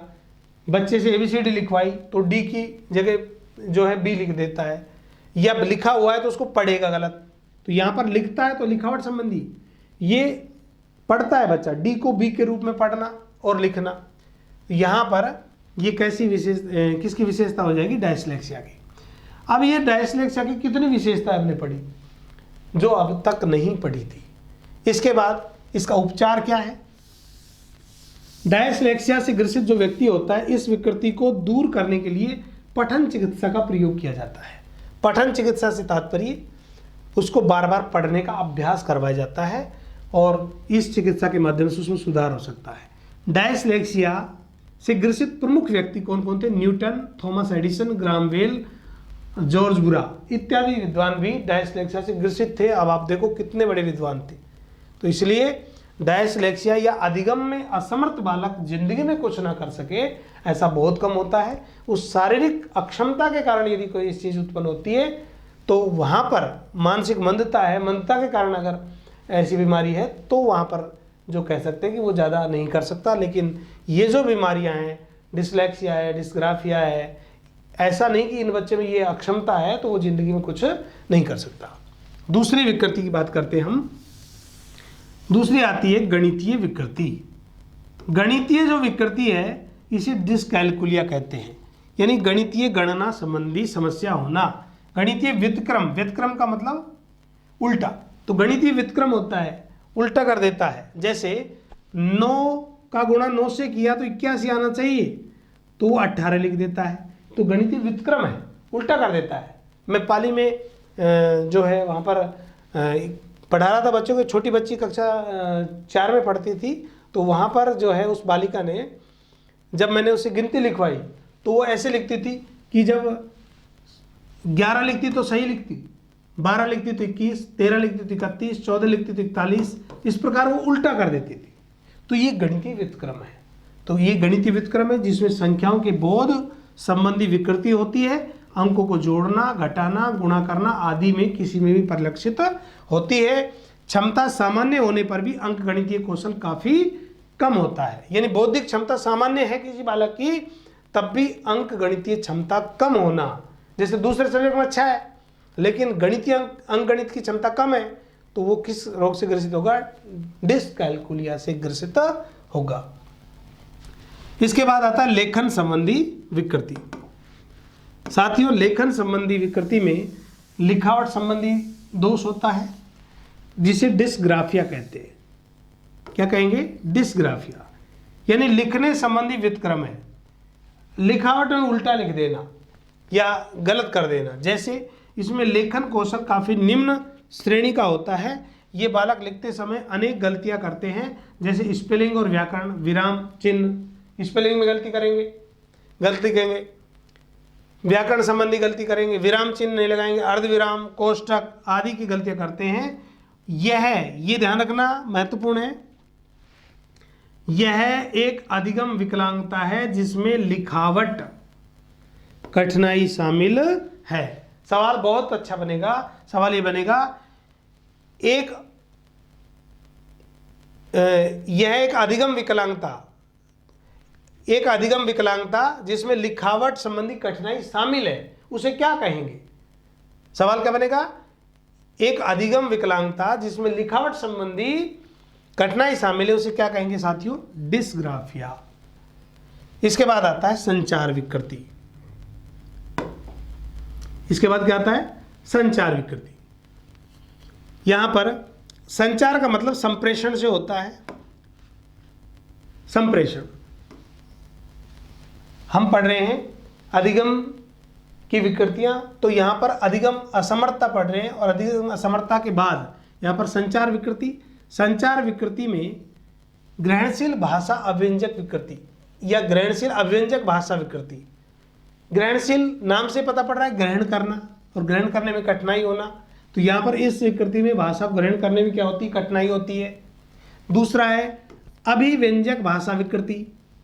यहाँ पर ग्रहण नहीं है, अभिव्यंजक। अभिव्यंजक का मतलब होता है विचार जो व्यक्त करता है बालक, उसको प्रकट करने में असमर्थ होता है, यानी जो बात कहना चाहता है विचारों का अभाव होता है, भाषा का अभाव होता है, इस कारण से वो प्रकट नहीं कर पाता। तो इसका उपचार वाणी उपचार पद्धति द्वारा इसका इलाज संभव है। ध्वनि विकृति, इस विकृति में बालक अस्पष्ट उच्चारण करता है। कैसे क्या करता है? अस्पष्ट उच्चारण। बातचीत का ढंग बिल्कुल सामान्य बालक के समान होता है, और वाणी उपचार पद्धति के द्वारा जो है ये संभव है। वैसे सामान्य बालक के समान दिखता है, लेकिन अस्पष्ट उच्चारण करते, स्पष्ट नहीं होता, समझ में नहीं आता। हकलाना, इसमें बालक रुक रुक कर बोलते हैं, ये सामान्य है। आप देखते हो किसी शब्द को बार बार दोहराते हैं, जैसे कह रहा था इस प्रकार, तो यहाँ पर लंबे समय तक दोहराते हैं, उसमें तनाव उत्पन्न होता है, और वो अपनी जो है, जैसे कई लोग मजाक उड़ाते हैं तो तनाव उत्पन्न होता है, तनाव उत्पन्न होने के कारण उसमें जो है बहुत सारी बीमारी और भी हो सकती है। तो ऐसे जो हकलाते हैं उनका मजाक हमें नहीं उड़ाना चाहिए। इसके बाद तीसरा जो विभाजन है वो है पेशीय कौशल विकृति। अगला जो विभाजन है वो कौन सा है? पेशीय कौशल विकृति। पेशीय जो कौशल विकृति है, यहाँ पर पेशीय का मतलब होता है गामक। क्या कहेंगे इसे? गामक। और गामक से भी तात्पर्य होता है गतिशील, गतिशीलता। गतिशीलता का मतलब क्रिया करना, क्रिया से संबंधित है। इस विकृति में बालक मांसपेशीय क्रियाओं को करने में कठिनाई होती है। जैसे मांसपेशी संबंधित जो भी क्रियाएं होंगी, जैसे बटन बंद करना, गेंद खेलना, गेंद फेंकना, पकड़ना, लिखना, मांसपेशी संबंधित है, पकड़ के लिखने में कठिनाई होती है। जूते के फीते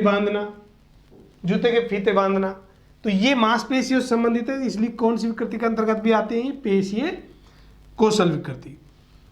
तो साथियों, यहाँ पर एक बार मैं पुनः आपको वापस ले चलता हूँ सारणी पर।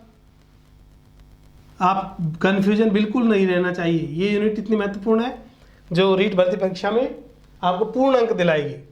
यहाँ पर देखो, मनोव्याधि की जो विकास है, इसके अंतर्गत हमने जो है सबसे पहला बाल्यकालीन और किशोर वय में व्यवहार का समस्याएं पढ़ी, जिसमें अति सक्रियता, आक्रामकता, चिंता, व्यग्रता, विद्यालय से घर भाग जाना, हकलाना, ये सब पढ़ा।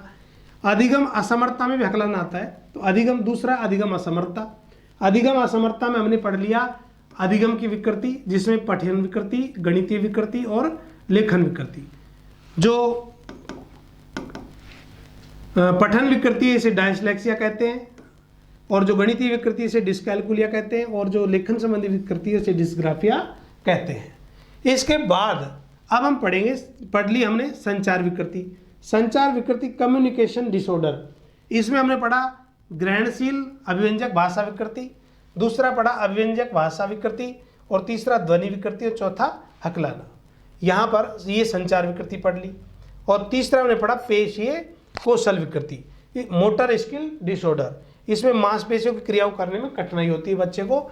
तो ये अधिगम असमर्थता की जो विकृतियां, जिनको हम 3 प्रकार की विकृतियां शामिल थी, अधिगम विकृति, संचार विकृति और पेशीय कौशल विकृति, इनका हमने अध्ययन किया। अब हम बात करते हैं नेक्स्ट पॉइंट की, और नेक्स्ट पॉइंट हमारा कौन सा है? मानसिक मंदता। यानी तीसरा जो विभाजन है वो मानसिक मंदता का, मेंटल रिटार्डेशन। इसके अंतर्गत 3 प्रकार से वर्गीकरण हम बांटकर पढ़ेंगे। सबसे पहला बुद्धि लब्धि के आधार पर, फिर पढ़ेंगे नैदानिक वर्गीकरण, और तीसरा पढ़ेंगे जड़ मानवता। वो तीसरा पढ़ेंगे जो है अमेरिकी मनोरोग संघ, जड़ मानवता नहीं, अमेरिकी मनोरोग संघ द्वारा वर्गीकरण। ठीक है, तो यहां पर पहला नैदानिक वर्गीकरण में बुद्धि लब्धि के आधार पर वर्गीकरण, दूसरा नैदानिक, और तीसरा जो है अमेरिकी मनोरोग संघ का वर्गीकरण। ये तीनों हम पढ़ेंगे। तो अब हम देखते हैं, ये बहुत महत्वपूर्ण यूनिट है, और आज का वीडियो ये मैराथन क्लास है। आप ज़्यादा से ज़्यादा इसे शेयर कर दें सभी बच्चों को, ताकि अन्य बच्चों को भी लाभ पहुँचे, और अपना अध्ययन जारी रखें, क्योंकि भर्ती आ गई है। मानसिक मंदता जो है यहाँ से है। यहाँ पर मानसिक मंदता में मंदता की श्रेणियाँ, कौन कौन सी श्रेणियों में मानसिक मंदता को विभाजित किया गया। मानसिक मंदता का मतलब होता है जो मानसिक क्रियाएं हैं उनका धीमा हो जाना, सामान्य से कम क्षमता का होना, वो मानसिक मंदता होता है सामान्य रूप से। तो यहाँ पर मानसिक दुर्बलता या मंदता, मानसिक दुर्बलता को मानसिक मंदन भी कहा जाता है। यानी दुर्बलता कह दो या मानसिक मंदता कह दो, एक ही बात है। इससे तात्पर्य क्या होता है? समायोजित व्यवहार में कमी। ध्यान करें, समायोजित व्यवहार में कमी के साथ साथ बुद्धि लब्धि का स्तर सामान्य से नीचा होता है।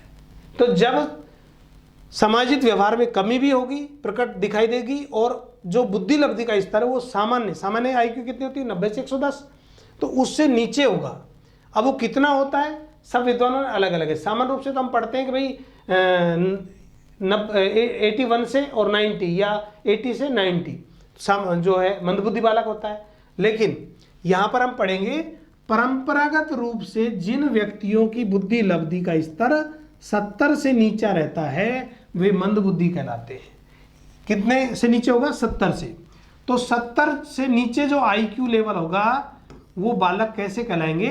मंदबुद्धि। लेकिन वो किस प्रकार से होगा? परंपरागत रूप से। यहां पर जो है मानसिक मंदता के लक्षण कौन कौन से होते हैं, पहले हम इसको देखते हैं। तो मानसिक मंदता जो है इसके लक्षण, जैसे पहला लक्षण है इन बालकों में बौद्धिक क्षमता उम्र के अनुसार सामान्य से कम होती है। बिल्कुल, जिस उम्र का बालक होगा वो अपने स्तर का कार्य भी ठीक ढंग से नहीं कर पाता, मानसिक मंदता की श्रेणी में रखा जाएगा। दूसरा पॉइंट है बौद्धिक विकास की अपूर्णता की स्थिति। बौद्धिक विकास की अपूर्णता की स्थिति यानी इनका बौद्धिक विकास पूर्ण नहीं होता है। ये व्यक्ति जीवन में विषमताओं और जटिलताओं को समझने में प्राय विफल रहते हैं।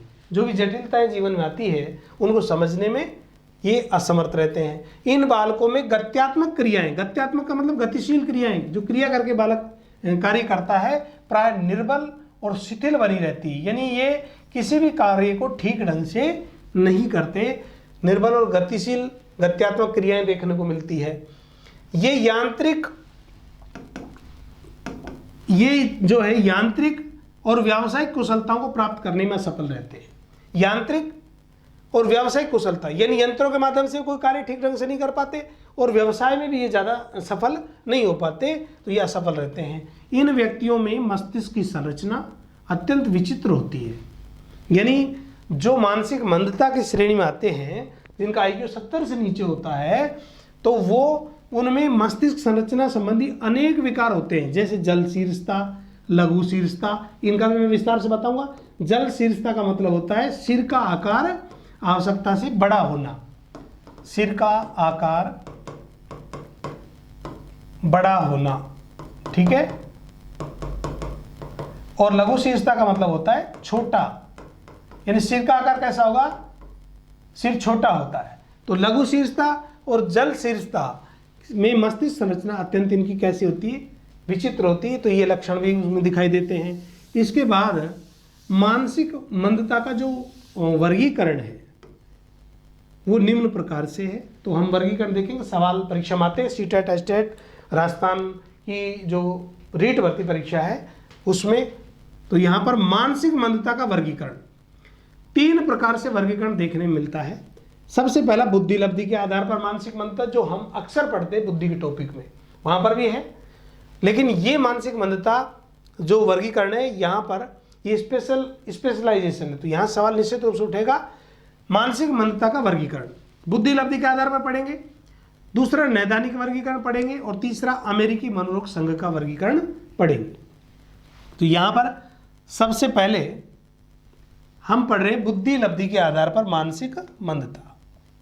मित्रों, बुद्धि लब्धि के आधार पर मानसिक जो मंदता है इसका जो वर्गीकरण है वो किसने किया? विनय साइमन ने दिया। यानी बुद्धि लब्धि के आधार पर जो वर्गीकरण किया वो किसने किया? विनय साइमन ने। उनका मानना था कि 70 IQ से कम अंक प्राप्त करने वाला व्यक्ति मंद बुद्धि कहलाता है। यानी जब IQ टेस्ट करते हैं तो उसमें जो अंक है वो 70 से कम आता है। यानी जिनका IQ कितना हो? 70 से कम, ठीक है। तो वो कैसे कहलाएंगे? मानसिक मंदता की श्रेणी में रखे जाएंगे। उन्होंने बुद्धि परीक्षणों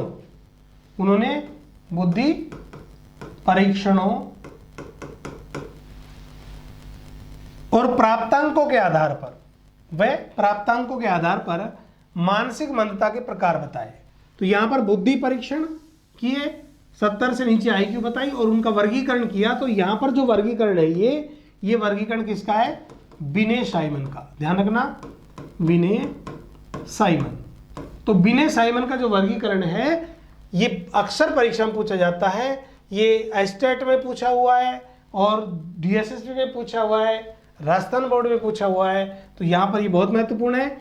देखो 70 से 85 IQ, अब 70 से नीचे होगा तो मानसिक मंदता की श्रेणी में रखा जाएगा। 70 से 75 IQ का इन्होंने वर्गीकरण किया कि वो सीमावर्ती मानसिक मंदता कहलाएगी। सीमावर्ती मानसिक मंदता से तात्पर्य कि वो बॉर्डर बॉर्डर पर है, यानी वो सामान्य जो लाइन है उसको क्रॉस करने के, टच करने की ओर है, वो मंदता और जो उसकी जो लाइन है वहाँ पर है, तो वो सीमावर्ती मानसिक मंदता है, यानी सामान्य से जस्ट नीचे जो मंदता होगी वो सीमावर्ती मानसिक मंदता नाम दिया। दूसरा है 50 से 69, इसे मूर्ख, मौर्न क्या कहेंगे, मौर्न। तो यहाँ पर मूर्ख, तो मूर्ख की जो आईक्यू होती है वो 50 से 69 होती है। मूड या हीन बुद्धि, मूड या हीन बुद्धि इम्बेशल 26 से 49 इसकी आईक्यू होगी। 25 से नीचे होगा वो जड़ बुद्धि होता है, जिसे इडियट कहते हैं। क्या कहेंगे, इडियट। तो यहां पर 25 से नीचे इडियट होगा, 26 से 49 मूड या हीन बुद्धि होगा, 50 से 69 मूर्ख बुद्धि मौर्य कहलाता है, और 70 से 85 सीमावर्ती मानसिक मंदता है। और यदि पूछे कि विनय साइमन ने जो है मानसिक या मंद बुद्धि बालक की आयु कितनी बताई, तो आपका राइट आंसर होगा 70 से कम। इसके बाद यहां पर ये जो वर्गीकरण है नीचे, बुद्धि लब्धि के स्तर, तो ये जो वर्गीकरण है ये कैसा है, बुद्धि लब्धि के स्तर के आधार पर, बुद्धि लब्धि के स्तर के आधार पर। तो बुद्धि लब्धि का स्तर एक कॉलम में तो बुद्धि लब्धि का स्तर है, जैसे 50 से 70, 35 से 50, 20 से 35 और 20 से कम। और दूसरी तरफ मानसिक दुर्बलता का स्तर है। तो 50 से 70 जो आईक्यू है ये इसमें मैच नहीं करेगा, ये अलग है। तो यहाँ पर अगर आपसे विनय का पूछे तो वह इसको पूछेगा, और ये अगर वैसे पूछे कि 50 से 70 आईक्यू का मानसिक दुर्बलता कितनी, कैसे, किस मानसिक दुर्बलता की श्रेणी में रखा जाएगा, तो वो होगा साधारण मानसिक दुर्बलता। यानी जिस बच्चे की आईक्यू जो है वो 50 से 70 हो, ये आईक्यू 50 से कितनी हो, 70, तो कैसा होगा, साधारण मानसिक दुर्बल। जिस बालक की आईक्यू कितनी हो, 35 से 50, वो औसत मानसिक दुर्बलता। और साथियों ये सवाल पूछा हुआ है गंभीर मानसिक दुर्बलता, ये अभी जो पेपर हुआ था एस्टेट का उसमें पूछा है गंभीर मानसिक दुर्बलता कितनी आईक्यू वाला होगा, जो है 20 से 35।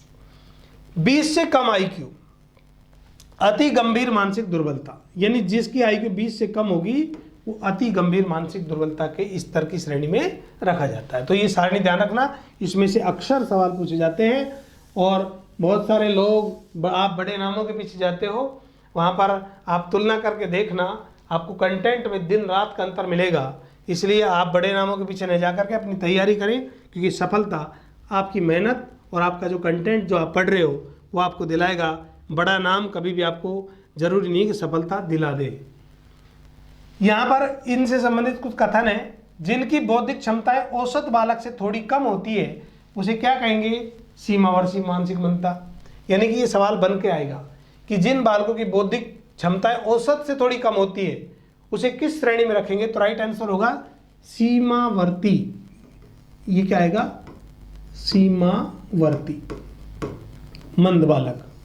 इसके बाद मूर्ख बालक, शारीरिक, ये शारीरिक नहीं है, यहाँ पर करेक्शन कर लेना, मानसिक, क्योंकि सारी क्रिया मानसिक से हो रही।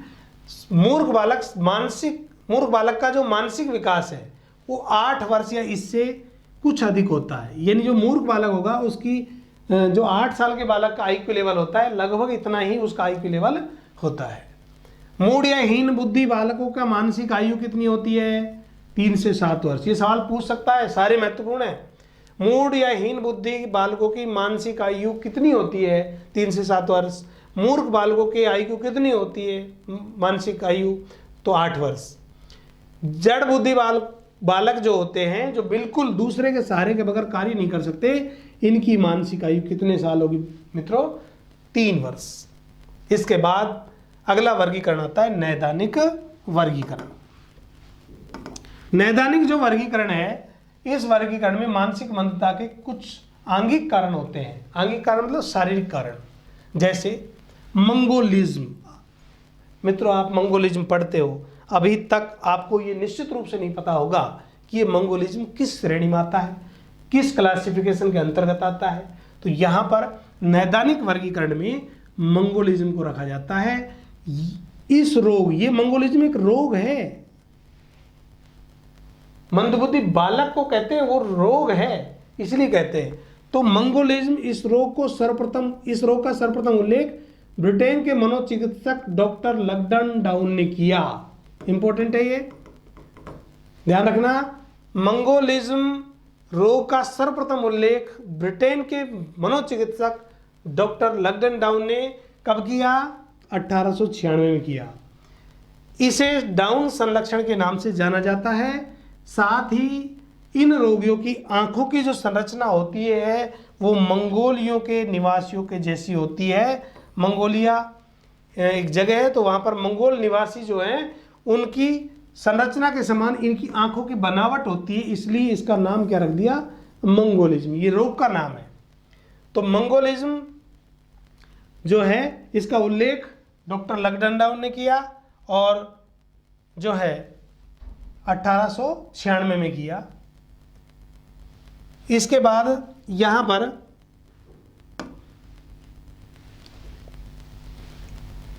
संरचना मंगोलिया निवासी जैसी होती है, तो इसको मंगोलिज्म कहा जाता है। मंगोलिज्म का सामान्य अर्थ क्या होता है? मंदबुद्धि बालक। ये सामान्य अर्थ होता है कि मंगोलिज्म का अर्थ क्या होता है? मंदबुद्धि बालक। मंगोलिज्म एक मनोरोग है जिसके कारण ऐसा होता है। मंगोलिज्म के लक्षण क्या है?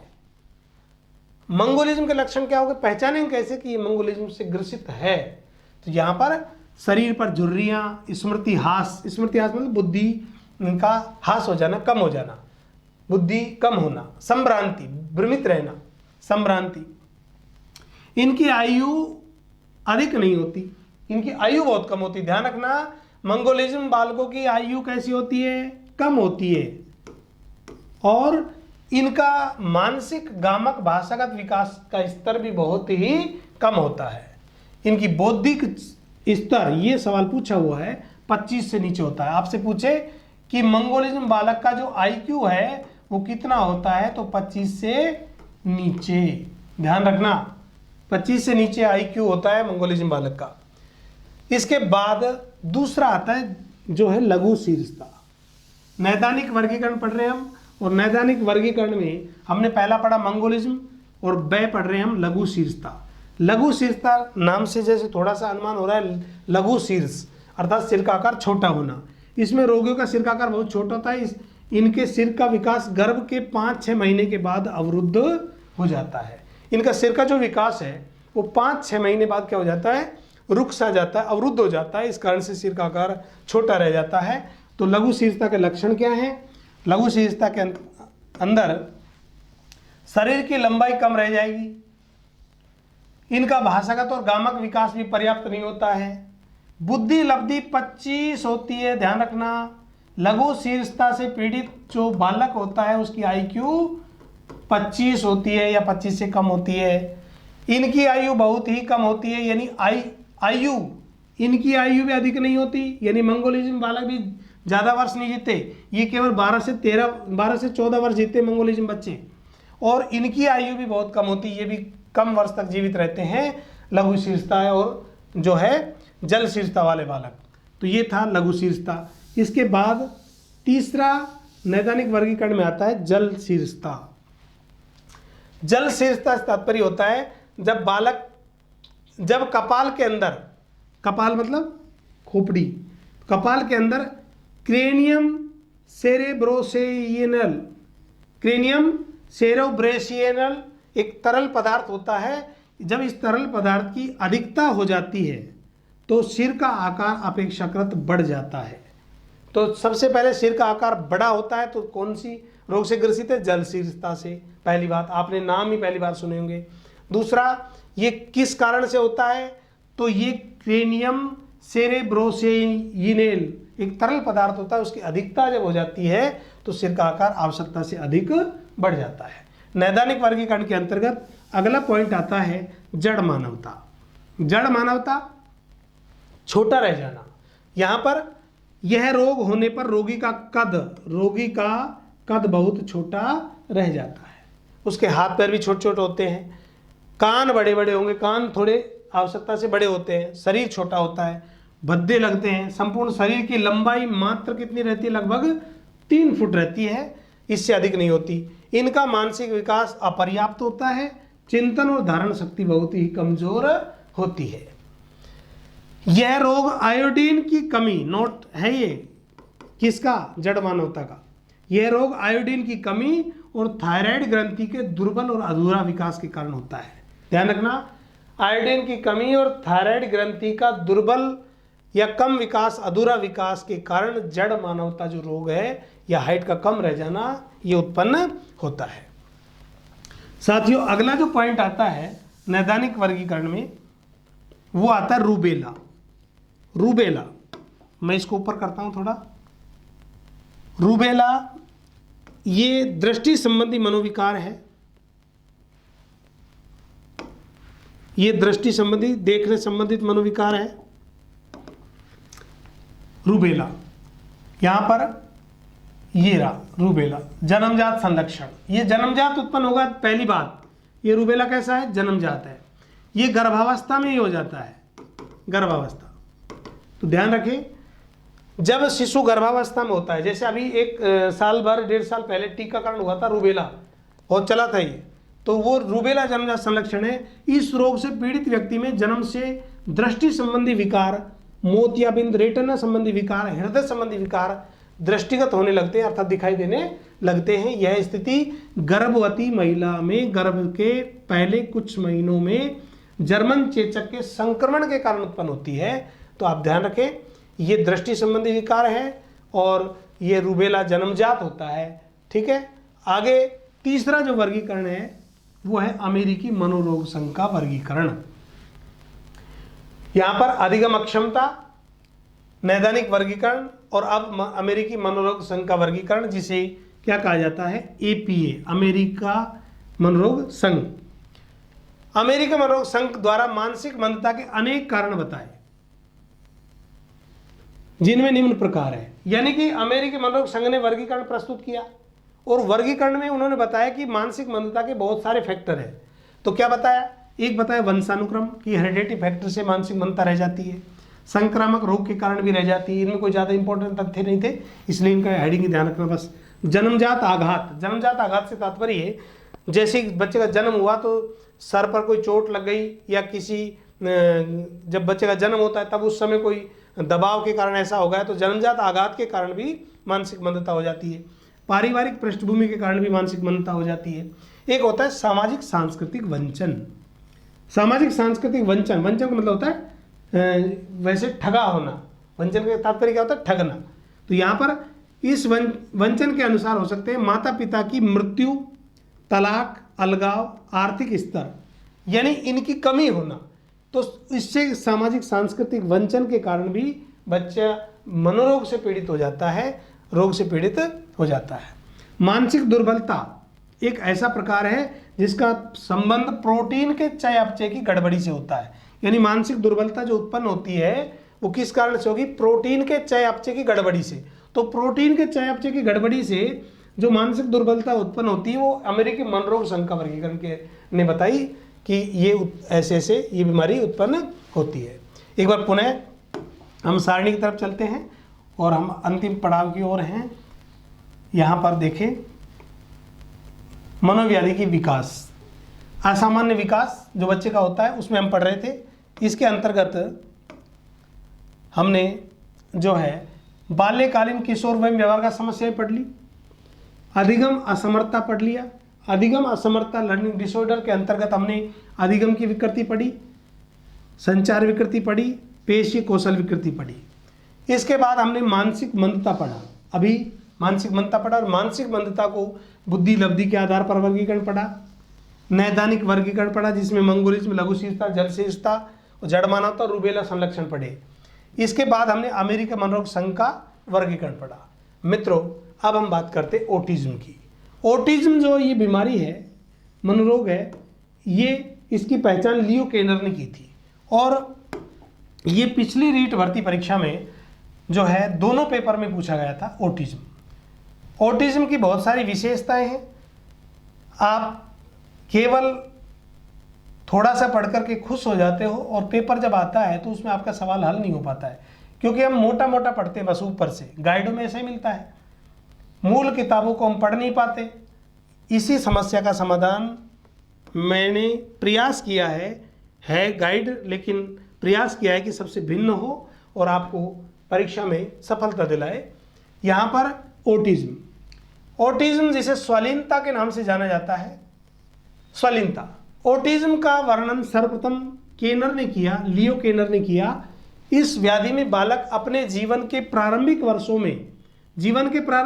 में एकदम अकेला, अपने आप में खोया हुआ सब प्रतीत होता है। इसे शैशवकालीन ऑटिज्म के नाम से भी जाना जाता है। पिछली बार सवाल आया था कि एक बालक एकदम अकेला, अपने आप में खोया हुआ, गुमसुम, वाणी का अभाव, तो वह किस मनोरोग से ग्रसित है? तो वहां पर आंसर था आपका ऑटिज्म या स्वालीनता। यहां पर अर्थात शैशवावस्था में प्रारंभ होने वाले व्यापक विकासात्मक विकार जिसमें अनेक प्रकार की असमानताएं निहित होती है। शैशवावस्था में प्रारंभ होने वाले व्यापक विकासात्मक विकार शैशवावस्था में प्रारंभ होंगे और जैसे जैसे उम्र बढ़ेगी बढ़ते जाएंगे अगर ध्यान नहीं दिया तो यहाँ पर भाषागत विकार भी होता है, प्रत्याक्षिक शक्ति परक गति विकास भी होता है, न्यूनतम सामाजिक विरक्ति आदि भी होता है। तो यहाँ पर ये बहुत सारे जो है इसके अंतर्गत आते हैं। अब इस ऑटिज्म की विशेषताएं क्या क्या है, लक्षण क्या है, जिसको हम पहचानें और पहचान करें कि ये ऑटिज्म से ग्रसित बालक है। देखो साथियों, खूब लक्षण दिए हैं और परीक्षा में निश्चित रूप से इससे बाहर प्रश्न नहीं आएगा, तो आप इनको रट्टे लगाए, समझ ले पहले, उसके बाद इनकी विशेषताओं को रट ले।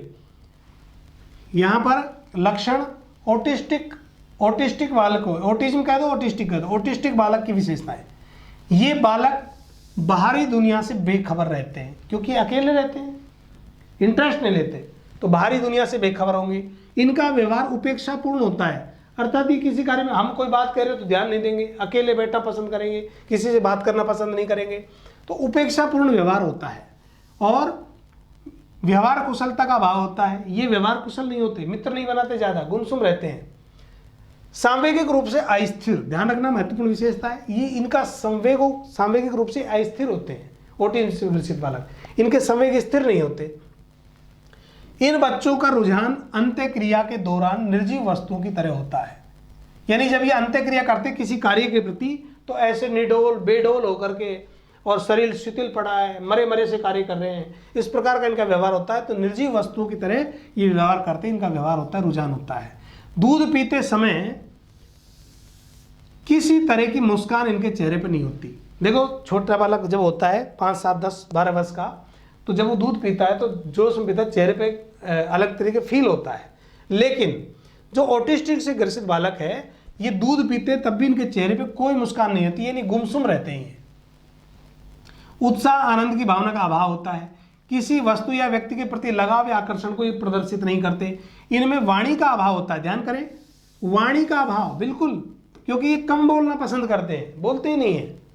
ये अक्सर किसी बात का जवाब नहीं देते और ये हाँ ना में हूँ इस प्रकार हाँ ना में उत्तर देना पसंद करते हैं। तेज आवाज़ पसंद नहीं करते, ये इनके सामने तेज बोलो उठकर चले जाएंगे, अकेले कोने में जाकर बैठ जाएंगे, बोलो ऐसे दिमाग खराब कर रहा है, ज़्यादा बोलने पसंद नहीं करते, तेज आवाज़ पसंद नहीं है। अक्सर एक ही क्रिया को बार बार दोहराते हैं, जैसे बैठ रहे हैं किसी चीज़ को, बोल हाथ में तो बोल को पटक रहे उठा रहे, फिर पटक रहे उठा रहे, इस प्रकार की जो क्रियाएं करते हैं, नीचे गिराना उठाना। और फिर कुर्सी पर बैठे तो लगातार कुर्सी को हिला रहे, बैठे बैठे बैठे एक जगह बैठे बहुत देर तक। तो ये इनमें अक्सर क्रियाओं को बार बार ये क्या करते हैं, दोहराते हैं। ऐसे बच्चे अंत्यक्रिया के दौरान आंख मिलाने में असफल होते हैं। अंत्यक्रिया जब करते हैं, जैसे टीचर पढ़ा रहा है कक्षा में, तो ये अंत्यक्रिया जब हो रही है शिक्षक और विद्यार्थी की, तो वो आंख नहीं मिलाते, नजर नीचे रखते हैं। टीचर देखेगा तो नजर नीचे कर लेगा, जब टीचर पढ़ा रहा है ध्यान नहीं तो ऊपर देख लेगा।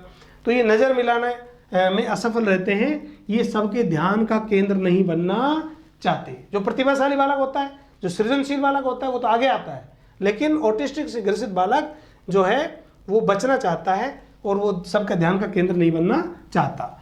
गुडमैन, एक विद्वान है गुडमैन के अनुसार ऑटिस्टिक बालक सामान्य बुद्धि वाले होते हैं, यानी जरूर नहीं मंद बुद्धि हो, ये सामान्य बुद्धि वाले होते हैं। ये कौन कहते हैं? गुडमैन। स्पेशल बात कही इन्होंने, ध्यान रखना।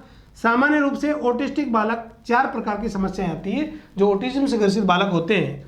वो 4 प्रकार की समस्या कौन कौन सी होगी? भाषा संबंधी समस्या भी होती है, आत्मविकास का अभाव होता है, सामाजिक संपर्क और दूसरों के साथ संपर्क करने में कठिनाई होती है, और प्रत्यक्षीकरण और संज्ञानात्मक प्रक्रियाओं में बाधा होती है। ध्यान रखना, ऑटिस्टिक बालक की कौन सी विशेषता सम्मिलित नहीं है, ऐसा सवाल पूछेगा तो ये सभी विशेषताएं, आप इनको जरूर ध्यान रखना। ऑटिज्म के कारण क्या है, क्या फैक्टर है? तो ऑटिज्म के कारण,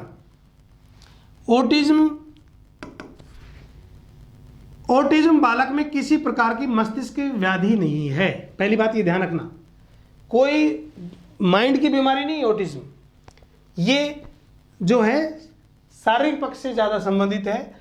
केनर ने यह निष्कर्ष निकाला कि ऑटिज्म का कारण शांत, निष्क्रिय, पृथक रहने वाले माता पिता है। यानी जो ऑटिस्टिक बालक होगा वो जो है शांत रहेगा, निष्क्रिय रहेगा, क्रिया करना पसंद नहीं करेगा, और पृथक रहने वाले माता पिता, अलग अलग माता पिता रहते हैं, तलाक हो गया, इस प्रकार के जो बच्चे होते हैं जो ऐसी समस्याओं को झेलते हैं तो वो भी ऑटिज्म से ग्रसित हो जाते हैं। हम पढ़ाई में भी अधिक दबाव देते हैं बच्चों पर, तो बच्चे शुरू में तो उसको गेन कर लेते हैं, लेकिन जब जैसे जैसे बड़े होते हैं हम प्रेशर उस पर डालते हैं तो उम्र से अधिक प्रेशर डालने के कारण एक अवस्था ऐसी आती है कि बच्चे अकेला, अपने आप में खोया हुआ, अकेला बैठा रहने लग जाता है, बात करना ज़्यादा पसंद नहीं करता, गुमसुम रहने लग जाता है। तो समझ लेना आपका बालक ऑटिज्म से ग्रसित हो गया। तो इसलिए उम्र के हिसाब से ही, उम्र के अनुपात में ही बच्चे को शिक्षण कार्य या जो है लर्निंग करवाना चाहिए। इसके बाद इसका उपचार, पर्यावरण में परिवर्तन, स्नेह युक्त स्वीकरण और पुनर्वलन विधियों द्वारा। यानी जो बालक ऑटिज्म से ग्रसित है तो जिस पर्यावरण में वो रह रहा है, एनवायरनमेंट में रह रहा है, सबसे पहले उसका पर्यावरण में परिवर्तन कर दो। स्नेह युक्त स्वीकरण यानी माता पिता का लाड़ प्यार, उससे प्रेम पूर्वक बात करें। कोई भी मित्र है, टीचर है या फिर परिवार के लोग हैं तो मित्रतापूर्वक व्यवहार करें। और पुनर्वलन विधियाँ, उसको फीडबैक दे, कोई भी अच्छा काम कर दे, गलती से भी कर दे तो उसको पुनर्वलन दे, उसको शाबाशी दे, ताकि उसके व्यवहार में क्या हो, क्रियाशीलता है और सुधार हो। यहाँ पर अंतिम जो है वो है ध्यान न्यून विकृति अति सक्रियता सहित।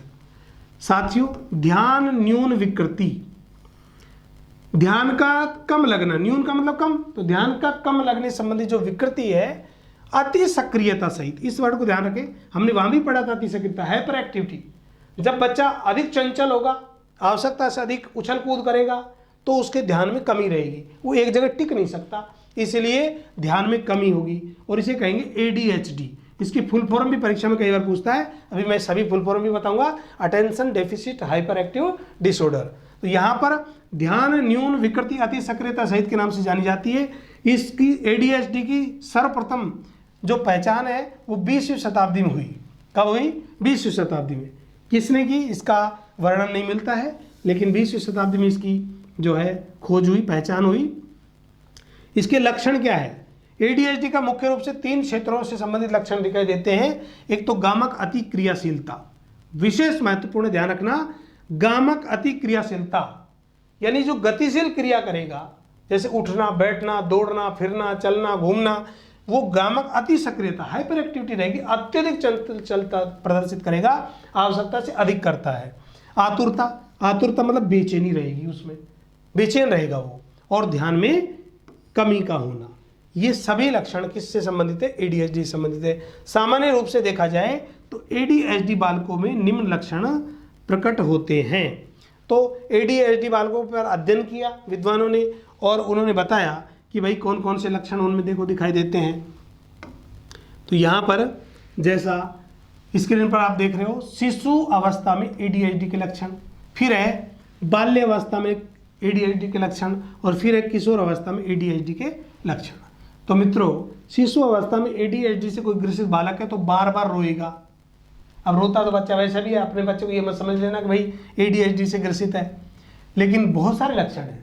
नींद में व्यवधान यानी कि नींद ठीक ढंग से नहीं आए, दुग्ध पान में कठिनाई, बच्चा दूध नहीं पी पाए, बच्चा दूध पिए तो रोने लग जाए, प्रतिक्रियाशीलता की कमी यानी किसी कार्य के प्रति क्रियाशीलता की कमी का होना, प्रतिक्रियाशीलता उसके प्रति कमी का होना यानी अति क्रियाशीलता के कारण ठीक ढंग से नींद नहीं आना। प्रतिक्रियाशीलता भी दिखाता है और क्रियाशीलता भी दिखाता है, दोनों दिखाता है। और नींद कम आना, ये सभी के सभी शिशु अवस्था में यदि लक्षण प्रतीत होते हैं तो बालक ADHD से ग्रसित हो सकता है। ऐसा जरूरी है, इसका इलाज हो जाता है। ये कोई गंभीर ऐसा मनोरोग नहीं है कि आप सोचे कि मेरा बेटा तो ADHD से ग्रसित हो गया। बाल्यावस्था में लक्षण, गति संबंधी बेचैनी, यानी एक जगह बिठा दिया तो बैठेगा नहीं। बाल्यावस्था तो वैसे अनोखा काल है, अजीब अजीब हरकतें करता है, उठता बैठता उछलता, पेड़ पे चढ़ जाता, आप देखते हो कैसी कैसी क्रिया करता है। तो गति संबंधी बेचैनी होती है, अर्थात हाथ पैरों की गति में अधिकता होती है। रोना मचलना, जिद करता है, मचल जाएगा, फैल जाएगा, नीचे लेट जाएगा। गामक व भाषा संबंधी विकास में देरी होना, गामक और भाषा संबंधी विकास में देरी होना, ये बाल्यावस्था में ADHD। अब गामक विकास होगा यानी गतिशील विकास होगा, वो देरी से होगा लेकिन चंचलता अधिक दिखाएगा। और भाषा संबंधी विकास, अत्यधिक क्रोध का प्रदर्शन, नियमों का उल्लंघन, ये सभी बाल्यावस्था में होता है। हठी प्रवृत्ति, जिद्दी प्रवृत्ति का जो बालक होता है, तो ये विशेषताएं भी किस में होगी? बाल्यावस्था में। इसके बाद आता है किशोर अवस्था। तो किशोर अवस्था में लक्षण, अत्यधिक गामक प्रतिक्रियाएं करता है। गामक प्रतिक्रिया मतलब दौड़ना, पेड़ों पर चढ़ना, ये ज़्यादा करेगा, बाल्यावस्था से अधिक करेगा। एक स्थान पर अधिक समय तक नहीं ठहरना, आंतरिक बेचैनी रहेगी, अनुशासन संबंधी समस्या भी क्रिएट करेगा। इस प्रकार क्रोध और बड़ों के साथ सामाजिक समायोजन की समस्या, कि बड़े के साथ एडजस्ट नहीं करेगा, वो अकेला रहना पसंद करेगा, अपने मित्र के साथ रहना पसंद करेगा, समवयस्क के साथ रहना पसंद करेगा। इस प्रकार की समस्याएं ये कैसी हुई? किशोर अवस्था में होती है, ये ADHD होती है। तो ध्यान की कमी का होना, जब ये चीज़ें होंगी तो ध्यान कम लगेगा, इसलिए ध्यान की कमी जो अति सक्रियता के कारण अधिक होती है, जिसे ADHD कहा जाता है। फुल फॉर्म जरूर ध्यान रखना, attention deficit hyper active disorder. इसके बाद यहां पर ADHD के प्रकार, मित्रों ADHD के जो प्रकार हैं वो DSM-4 ने 3 प्रकार के वर्गीकरण बताए। मित्रों ये जो DSM है, DSM, पहले तो ये समझ लो DSM क्या है। जैसे ये लिखा हुआ है देखो, DSM diagnostic and statistical manual mental disorder. Full form ध्यान रखना, diagnostic and statistical manual mental disorder, जिसे DSM कहा जाता है। ये DSM ने वर्गीकरण प्रस्तुत किया। ये DSM फर्स्ट, सेकंड, थर्ड और फोर्थ, इस प्रकार वर्गीकरण प्रस्तुत किया। तो DSM, मैं फोर्थ की बात कर रहा हूं, DSM फोर्थ ने 3 प्रकार के ADHD बताए। यहां पर सम्मिलित प्रकार के ADHD जो सभी कॉमन रूप से मिले जुले, सम्मिलित प्रकार के ADHD। दूसरा, ध्यान न्यूनता वाले लक्षण वाले ADHD से ग्रसित बच्चे, और एक होते अति सक्रियता या व्याकुलता वाले ADHD वाले बच्चे। यहाँ पर जो सम्मिलित प्रकार के कॉमन हैं उनकी संख्या इन्होंने बताई जो है 50 से 75%। ध्यान न्यूनता वाले बताए 20 से 35, और अति सक्रियता वाले बालक बताए 15%। इस प्रकार इन्होंने वर्गीकरण प्रस्तुत किया। DSM-4 diagnostic and statistical manual mental disorder, DSM का वर्गीकरण DSM-4 ने प्रस्तुत किया। इसको ध्यान रखना, और इसकी व्याख्या सहित प्रश्न बना करके मैंने जो अब बुक आ रही है प्रज्ञा वॉल्यूम 3, उसमें NCERT के पाठ्यक्रम में, राजस्थान बोर्ड के पाठ्यक्रम में जो मैटर है उस मैटर के प्रश्न बना करके जो दिए हुए हैं वो तो है ही, साथ में और बना करके और उनकी व्याख्या सहित उसको सिस्टम से पेश किया है। एग्जाम में आप तरोताज़ा हो जाओगे। और केवल यही नहीं, साथ में उनका एग्जाम में रिमाइंडर के नाम से यूनिट वाइज उसमें चैप्टर दिए हैं। तो प्रज्ञा शिक्षा मनोविज्ञान के नाम से पुस्तक आ रही है, वॉल्यूम 3, 2 वॉल्यूम यहाँ पर मार्केट में उपलब्ध है, आप खरीद सकते हो। यहाँ पर अब हम बात करते हैं ADHD रोग का कारण क्या है। इस रोग के विकास में सबसे महत्वपूर्ण आनुवंशिक कारणों का योगदान होता है। इस रोग के विकास में सबसे महत्वपूर्ण आनुवंशिक कारण यानी हेरिडिटी फैक्टर से ये रोग ज़्यादा उत्पन्न होते हैं। ADHD का उपचार क्या है भाई? औषधि चिकित्सा, दवाई किसकी आएगी? जो बच्चा चंचलता करे, ध्यान कम लगे, उसके लिए दवाई भी आती है। इसके अंतर्गत एक दवाई है जिसका नाम क्या है? एम्फिटामाइन। क्या नाम है? एम्फिटामाइन औषधि, जो अति सक्रिय बालकों को शांत करती है, जो अधिक चंचलता दिखलाते हैं उनको शांत करती है और ध्यान विचलन में कमी करती है। जब ध्यान विचलन में कमी हो जाएगी, विचलन मन व्यवधान, तो बच्चे में एकाग्रता बढ़ती है। इसलिए एम्फेटामाइन औषधि जो ध्यान को बढ़ाती है, एकाग्रता को बढ़ाती है। अब दूसरा है बायोफीड विधि, बायोफीडबैक विधि। इस रोग से ग्रसित बच्चों में उत्तेजना की अवधि में मस्तिष्क में थीटा तरंगे अधिक उत्पन्न होती है। रोगी को प्रशिक्षित किया जाना चाहिए कि भाई थीटा तरंगे कम उत्पन्न कर। तो ये देखो, ये बायोफीड विधि उसको समझाएं कि तेरे अंदर ये जोश आ रहा है तो रुक, इसको धैर्यपूर्वक ही काम कर। ऐसी स्थिति में उसको बार बार टोक करके, रोक करके उसमें सुधार किया जा सकता है। यहां पर कुछ स्मरणीय तथ्य हैं, हम अंतिम क्षण की ओर बढ़ रहे हैं। यहां पर स्मरणीय तथ्य, स्मरणीय तथ्य में कथन है पहला, मनोवैज्ञानिक विकारों का वर्गीकरण का श्रेय 2 अंतरराष्ट्रीय संस्थाओं को जाता है। साथियों, मनोवैज्ञानिक जो विकार हैं उनका जो वर्गीकरण किया 2 संस्थाओं ने किया। पहली संस्था है APA और दूसरी संस्था है WHO। APA मतलब अमेरिकन साइकोपैट्रिक एसोसिएशन, फुल फॉर्म पूछ सकता है, अमेरिकन साइकेट्रिक एसोसिएशन, और WHO वर्ल्ड हेल्थ ऑर्गेनाइजेशन। ये 2 संस्थाओं ने जो है मनोवैज्ञानिक विकारों का क्या प्रस्तुत किया, वर्गीकरण। और साथ ही अमेरिकी मनोरोग संघ ने मानसिक विकारों के वर्गीकरण के लिए DSM को प्रकाशित किया। तो अमेरिकी मनोरोग संघ ने और साथ ही अमेरिकी मनोरोग संघ ने मानसिक विकारों का जो वर्गीकरण करके क्या प्रस्तुत किया, DSM। DSM मतलब diagnostic statistical manual mental disorder, DSM वर्गीकरण प्रस्तुत किया। एक होता ICD international classification disease, ICD international classification disease. WHO एवं APA ये दो संस्थाएं आदि योजनाओं में प्रत्येक विकार के नैदानिक लक्षण और उनसे संबंधित लक्षणों तथा नैदानिक पथ प्रदर्शिका का वर्णन किया गया है। यानी कि ये 2 संस्थाएं हैं, इन्होंने ICD में जो नैदानिक यानी जो क्लिनिकल क्लासिफिकेशन है, क्या उपचार किया जाए, उनका वर्गीकरण इसमें किया गया है ICD के अंतर्गत। अगला आता है मानसिक विकारों के वर्गीकरण, लक्षण, वैज्ञानिक अध्ययन, असामान्य मनोविज्ञान में किया जाता है। तो आप जानते ही हो कि मानसिक विकारों का वर्गीकरण, लक्षण, वैज्ञानिक उनका अध्ययन किस मनोविज्ञान में किया जाएगा, असामान्य मनोविज्ञान। जो व्यवहार सामान्य व्यवहार से विचलित या भिन्न होता है उसे क्या कहेंगे साथियों, असामान्य व्यवहार। ये मोस्ट है, ध्यान रखना यहां से। जो व्यवहार सामान्य व्यवहार से विचलित या भिन्न हो उसे असामान्य व्यवहार कहेंगे। एक विद्वान हुए कोमर, क्या नाम है, कोमर। तो कोमर ने 4D प्रस्तुत किया। क्या प्रस्तुत किया, 4D। तो यहां पर कोमर ने 4D प्रस्तुत किया, असामान्य व्यवहार को 4D के रूप में विभाजित किया। और जो 4D है उसमें सबसे पहला है विचलन, जिसे क्या कहते हैं, पथभ्रष्ट होना। क्या कहेंगे, विचलन, डिवेशन कहेंगे। तो यहाँ पर विचलन कहलाता है। एक होती दुष्क्रिया, दुष्क्रिया को दुष्क्रिया को कहेंगे डिस्फंक्शन, दुष्क्रिया। एक होती तकलीफ को कहते हैं डिस्ट्रेस। और चौथा होता है खतरा, जिसे कहते हैं डेंजर। तो यहाँ पर DDD, ये भी D से है, ये भी D से है प्रारंभ, और ये भी D से है, और ये भी D से है। तो 1, 2, 3 और 4 साथियों ये 4D कहलाता है। तो कोमर ने असामान्य व्यवहार का वर्गीकरण 4D के माध्यम से किया।